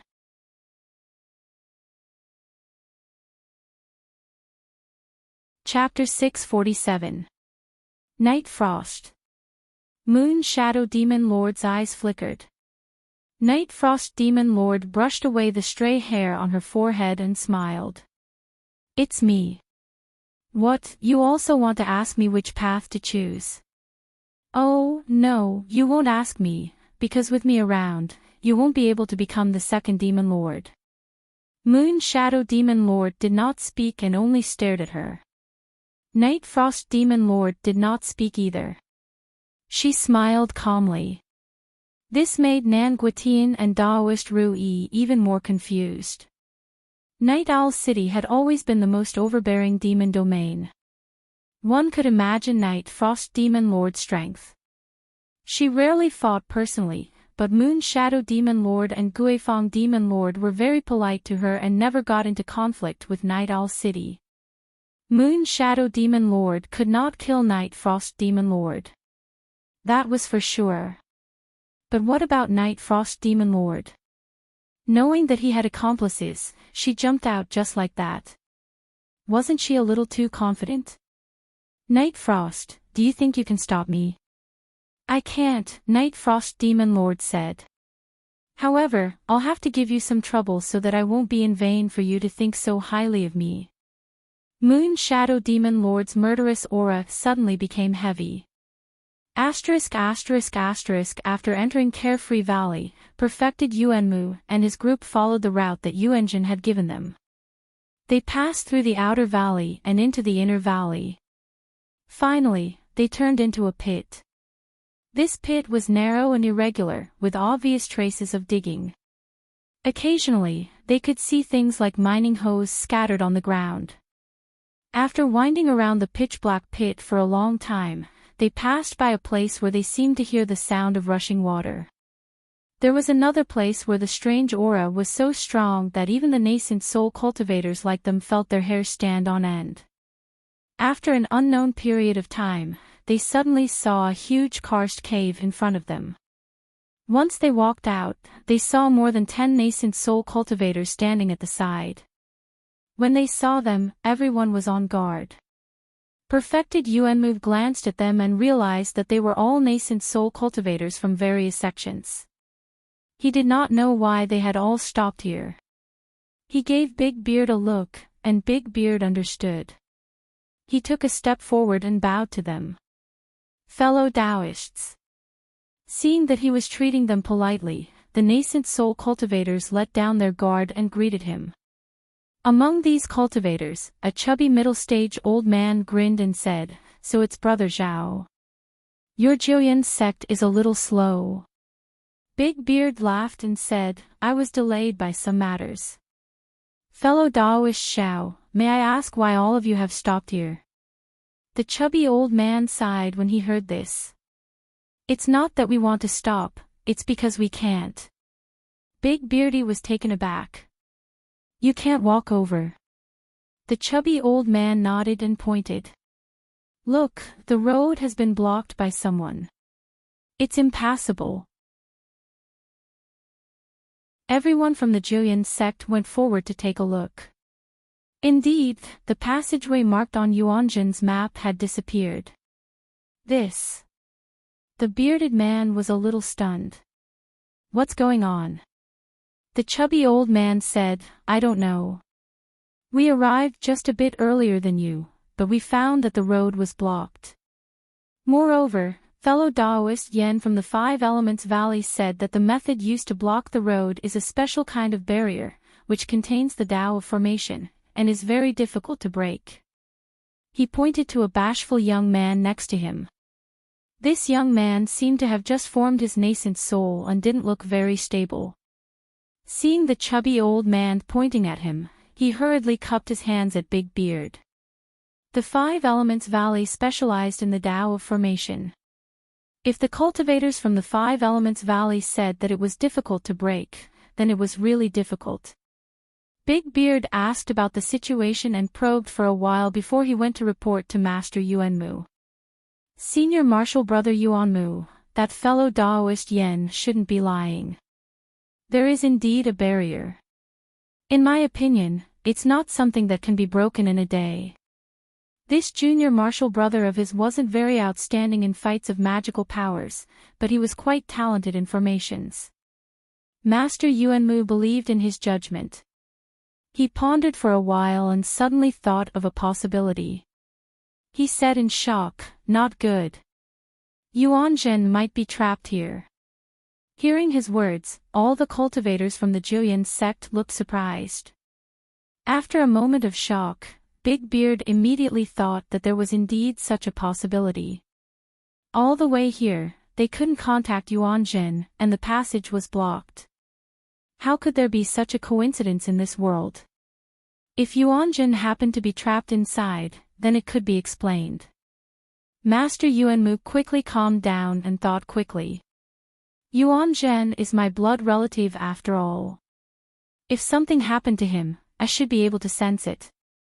Moreover, once his life lamp is extinguished, the sect will immediately use a 10,000 miles sound-transmitting talisman to inform me. Since there's none of that, Yuanzhen and the others shouldn't be in danger. They're just temporarily trapped. Big Beard nodded, agreeing with his judgment.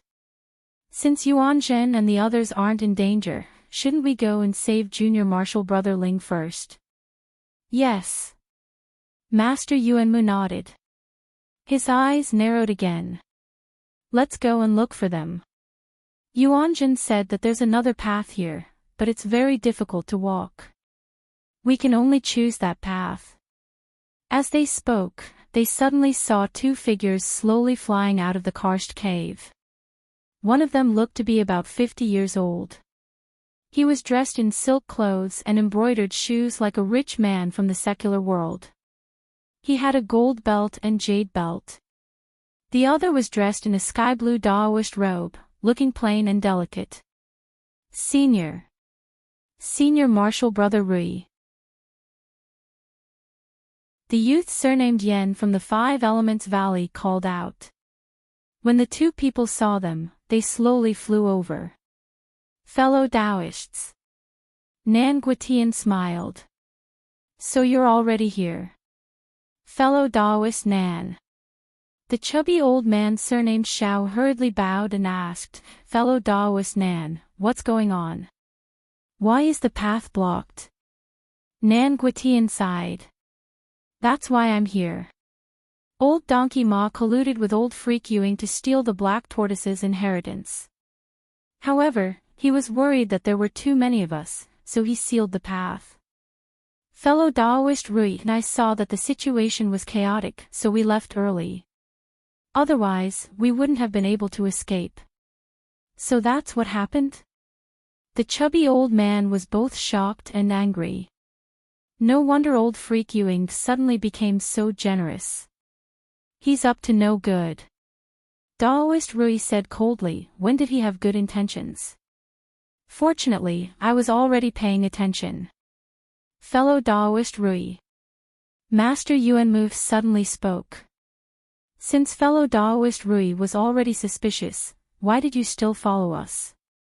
Upon seeing Master Yuanmu, Taoist Rui softened his tone and said with a bitter smile, Fellow Taoist Yuanmu makes it sound so easy. Your Juyan sect is a big family, so how can our Five Elements Valley be so relaxed? I'm not afraid of being laughed at by fellow Taoists, but it's better to believe it than not. Who knows, maybe this fated chance will fall into our hands. Upon hearing Taoist Rui's words, everyone felt distressed. Which one of them didn't think so? Otherwise, how could more than 20 nascent soul cultivators come as soon as Devil Monarch Ewing released the news? Decades ago, the world changed, and One Leaf Island and North Pole Island were destroyed. Now, the cultivation world in Yunzhong was short of manpower. They couldn't cultivate core formation cultivators, and nascent soul cultivators couldn't find spiritual treasures either. Since they had nothing to do, they might as well join in the fun. With so many people, Devil Monarch Ewing couldn't possibly capture them all at once, could he? The chubby old man said doubtfully, Fellow Taoist Rui, old Freak Ewing and old Donkey Ma are just two people. How can they do that? I remember that fellow Taoist Yi Shuang and monk Su Xiang also came. I don't think they have the guts. Fellow Taoist Xiao, there's something you don't know, Nan Guitian said. Yi Shuang and Su Xiang have been lured away. The two of them seem to be colluding with someone, and they've been prepared for a long time. Who did they collude with? What did they prepare? Master Taoist Yuanmu went straight to the point. Nan Guitian shook his head. The two of us aren't their match. When we realized something was wrong, we ran for our lives. The cultivators were silent, but they were frantically sending voice transmissions to each other. Whether it was their teammates or disciples, they were all discussing what Nan Guitian and Taoist Rui said. Did Devil Monarch Ewing really collude with old Donkey Ma? Or did they deliberately lure them away to avoid having too many competitors? They didn't believe Devil Monarch Ewing and old Donkey Ma, but they also didn't believe Nan Guitian and Taoist Rui. The competition for resources in Yunzhong was too fierce. Some of them wanted to save their lives, some wanted to snatch treasures, and some wanted to save people. For a moment, more than 10 people hesitated and debated, unable to make a decision. Senior Brother Yuanmu, do you think they're telling the truth? Big Beard sent a voice transmission to Master Taoist Yuanmu. Master Taoist Yuanmu frowned. After a while, he said, it's possible. Ah. Master Taoist Yuanmu said, others might not know what kind of person old Devil Ewing is, but we old fellows do. When he was young, he didn't keep a low profile at all. After he became a nascent soul, for some reason, he actually started to cultivate his character. If you say that he set up this trap, I'll believe you. Then we, Master Taoist Yuanmu hesitated again. It's just that Nan Guitian and Rui have always been inseparable from each other. It's not impossible to say that they're working together to deceive others. Looking at him, Big Beard knew that senior brother Yuanmu had gone crazy again. He had to think carefully about which was the truth before he made a decision. At this moment, 3 people came out of the pit. Everyone looked and saw that they were Teacher Yu and 2 other nascent soul Confucian cultivators from the Yu Mountain Academy. Seeing them, Teacher Yu was shocked. Fellow Daoist Yuanmu, you're Mr. Yu. Master Daoist Yuanmu raised his hand in greeting, his gaze sweeping over the 2 people behind him. Yu Mountain Academy had lost some cultivators in the sea of returning ruins back then. Among these 2 people, one had just formed his nascent soul in recent years. Of course, this wasn't the main point. The main point was that Yu Mountain Academy only had 5 nascent soul cultivators now. Including Han Shiji, who was sent here first, they actually had 4. Could it be that Han Shiji had obtained some news? While he was thinking about this, someone had already told Teacher Yu about the situation. After hearing that, Teacher Yu looked at Master Daoist Yuanmu. Fellow Daoist Yuanmu, what do you think? Master Daoist Yuanmu shook his head. It's hard to say. Teacher Yu smiled. My Yu Mountain Academy will have to take a gamble. After saying that, he cupped his hands at everyone and left with his 2 juniors. Master Daoist Yuanmu was stunned and hurriedly called out, Mr. Yu. Teacher Yu stopped. Fellow Daoist Yuanmu, what can I do for you? Master Daoist Yuanmu narrowed his eyes and asked, Mr. Yu, you seem very confident.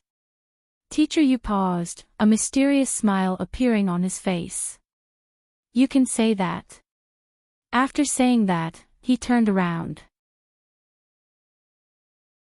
My Yu Mountain Academy isn't as big as Juyin sect. When it's time to fight, we still have to fight.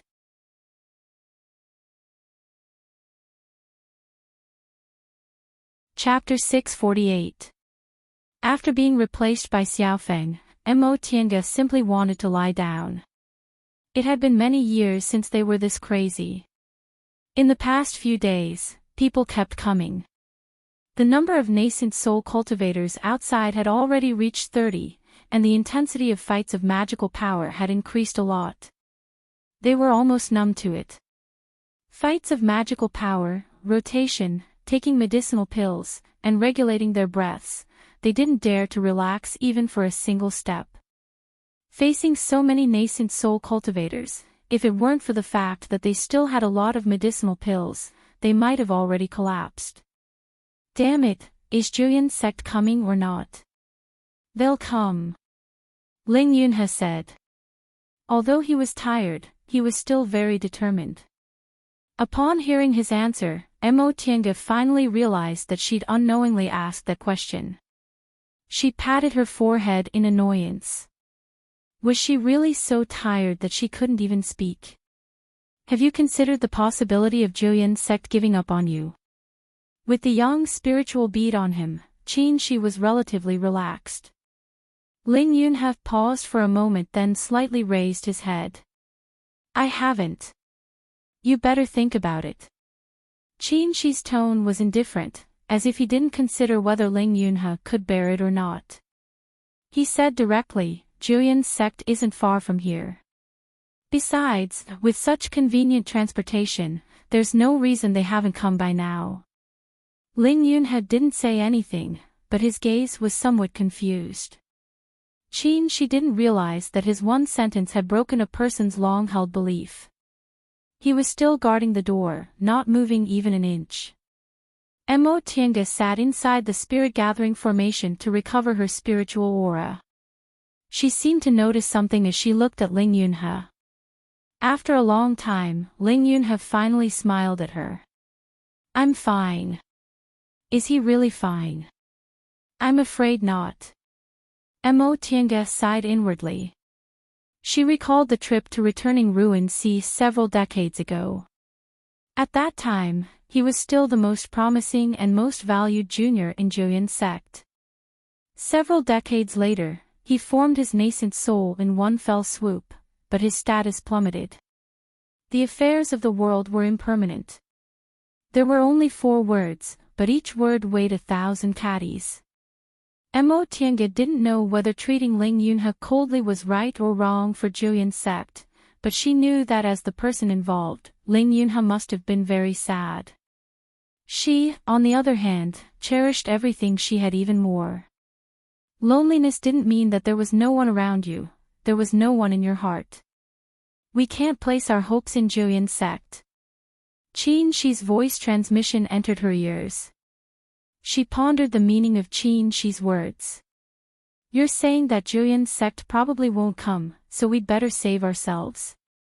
Yes. Qin Shi's tone was flat. We can't rely on others. Besides, Julian's sect doesn't have a good impression of us.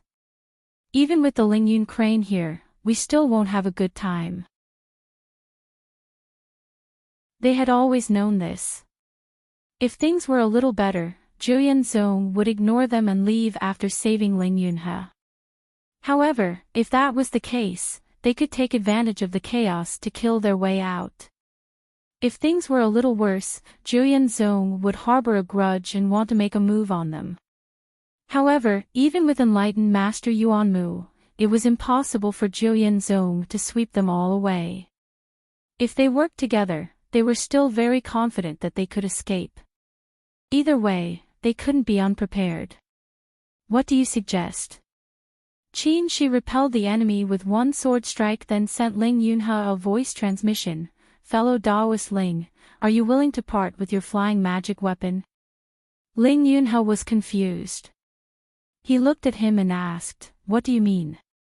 Qin Shi said, we have a method that might be able to guarantee our safety, but we need that magic weapon of yours to buy us some time. To put it mildly, he was using his Dharma treasure to exchange for time. Ling Yunhe thought for a moment and said, magic treasures are just external objects after all. No matter how precious they are not as important as life. That's good. Qin Shi then sent Mo Tiange another voice transmission. I've already asked Ling Yunhe to use his flying magic weapon to buy us some time. We'll enter the flying ship and then enter the virtual sky world. Mo Tiange was shocked. Take them into the virtual sky world. I once read in an ancient book that there are many space cracks like the one in Guishu Sea in this world. There are secret techniques that can refine keys to go in and out, such as the 5 sacred objects from back then. Your virtual sky world also uses keys, so you can just tell them that. Mo Tiange said, aren't you just tempting their greed by saying that? Since it was a key, it could be snatched, and there were so many spiritual plants inside. It wasn't that she didn't want to trust her friends, but people's hearts were hard to fathom. Sometimes, the catalyst of the environment was very important. Qin Shi said patiently, how could I not know this? In the virtual sky world, you're a god. If you don't want them to know, it's very easy for you to do something. In this kind of situation, they're willing to advance and retreat with us, so it's obvious that they're sincere to us. They probably won't question us. In the end, he sighed again. I know this step is very dangerous. This is a test for both us and them. If we don't do well, we might be left with future troubles. However, in a life and death situation, our lives are still the most important. Mo Tiange carefully thought about this matter in her mind and felt it was very feasible. She was now in the middle stage, and among them, no one had a higher cultivation level than her. Moreover, they were good at formations, so it wasn't difficult to do something like this. They could set up a barrier around the medicinal field or directly surround the bamboo forest. As for future troubles, it was better than losing their lives. After the incident with Ren Yufeng, she deliberately used the virtual sky world less to avoid relying on it too much. However, this didn't mean she didn't use it. In a life and death situation, she still had to use it. With this thought in mind, she nodded. Okay, I understand. Qin Shi nodded. You arrange it and make sure we have time to retreat to the flying ship. After Amotianga agreed, he sent a voice transmission to Ling Yunhe, fellow Daoist Ling, if it's dangerous, throw the flying ship out and we'll all hide inside. Ling Yunhe naturally agreed. After slightly recovering her spiritual aura, Amotianga stood up and took out many formations from her Qianquan ring. Starting from the entrance, she began to prepare carefully. In order to defend against the enemy, she had already arranged several simple formations at the entrance. Now, she carefully included these formations to enhance the defensive ability. Qin, she said loudly, let's work hard and hold on until she finishes arranging the formations. No one objected. However, when they saw Amotianga starting to arrange the formations, the attacks outside became even more fierce. After going through untold hardships, they finally left the cave. Master Daoist Yuan Mu wiped his sweat. This section of the road was really dangerous. They had about 20 people. Although they didn't suffer any losses, half of them were eroded by this strange aura. Among them, 3 to 5 were particularly serious. It was estimated that it would be impossible to remove this aura without several decades. This kind of danger made Master Daoist Yuan Mu feel very uneasy. If there was such a way out, there really was a possibility that they would be wiped out in one fell swoop. However, the enemy also had to be very strong. Devil Monarch Yuing alone wasn't enough. With this thought in mind, Master Daoist Yuan Mu calmed down and concentrated on moving forward. Before long, he sensed a strong and sacred aura mixed with the aura of many cultivators. Normally, he didn't feel it, but now, compared to this strong aura, the so-called power of nascent soul cultivators was simply not worth mentioning. Seeing that the ground was paved with stone slabs and the walls were built with huge stones, Master Daoist Yuan Mu finally heaved a sigh of relief. Although he could give up on Ling Yunhe if he had no other choice, he still had to save him if he could. After all, he was a disciple of Julian's sect and was also the one recognized by the forbidding divine pearl. Everyone. After entering the sacrificial temple, the 5 people from Julian's sect immediately occupied the passage and turned to face everyone. Master Daoist Yuan Mu said in a heavy tone, everyone knows why we're here. Once we start fighting, we'll be enemies. However, fellow Taoists can also choose to be friends with us. I hereby promise that if you're willing to help, I'll definitely reward you. Even if you don't want to fight, as long as you don't become enemies with us, I'll also reward you. Master Daoist Yuan Mu's approach was called using peaceful means before resorting to force. No matter how powerful Julian's sect was, they only had a dozen or so nascent soul cultivators. Some were in closed-door meditation, some were traveling, and some were guarding the mountain gate. At present, those who could go out, except for Yuan Zhen and the other 2 who were trapped, were the 5 of them. However, there were more than a dozen nascent soul cultivators traveling with them, plus those who were already here. Even if Master Daoist Yuan Mu was the current number 1 cultivator in Yunzhong, he couldn't defeat all these people, especially Yu Shuxing, a late-stage nascent soul cultivator. For those with average strength who didn't have enough allies, helping Julian's sect was also a very good choice. As the number 1 sect in Yunzhong and the number 1 cultivator in Yunzhong, since Master Daoist Yuan Mu said that he would reward them, it was something that was enough to move nascent soul cultivators. This was much more practical than blindly snatching the black tortoise's fated chance. Immediately, some people were moved. Some cultivators from small sects weighed the pros and cons and didn't intend to intervene. As for the remaining cultivators from large sects, needless to say, they wouldn't agree. Their fellow disciples were already fighting in front of them. Mr. Yu. In the end, Master Daoist Yuan Mu's gaze fell on Yu Shuxing. Yu Shuxing gently waved his folding fan and said with a faint smile, fellow Daoist Yuan Mu, do you still need to ask? Master Daoist Yuan Mu sighed. Mr. Yu, I really don't want to fight with you. Yu Shushink smiled and said, it's not the first time we've fought over something. Fellow Daoist Yuanmu, why are you so sad? Master Daoist Yuanmu smiled and the exquisite pagoda appeared in his hand. Mo Tiange was the first to notice the movement at the entrance of the temple. The spiritual aura fluctuation was so violent, so the person who made the move was most likely a late-stage, nascent soul cultivator. Just as she thought that, Ling Yunhe suddenly showed a pleasantly surprised expression. Martial Uncle Yuanmu is here. The others turned to look at him. Mo Tiange asked, fellow Daoist Ling, are you sure? Ling Yunhe nodded without hesitation. I can't be wrong. This is the aura of the exquisite pagoda. He used to be Master Daoist Yuanmu's favorite junior and often took him with him. He was very familiar with the exquisite pagoda, so it was impossible for him to be mistaken. Everyone was overjoyed. The people from Jiuyan's sect were here, so they had a chance to escape. Qin Shi glanced at Ling Yunhe and said with a smile, fellow Daoist Ling, your magic weapon is safe. Ling Yunhe also smiled. Fortunately, Martial Uncle Yuanmu came in time. Otherwise, I would have been broke. This flying ship cost me all my savings. Mo Tiange also smiled and secretly transmitted her voice to Qin Shi, you really came in time. We don't need to test them anymore.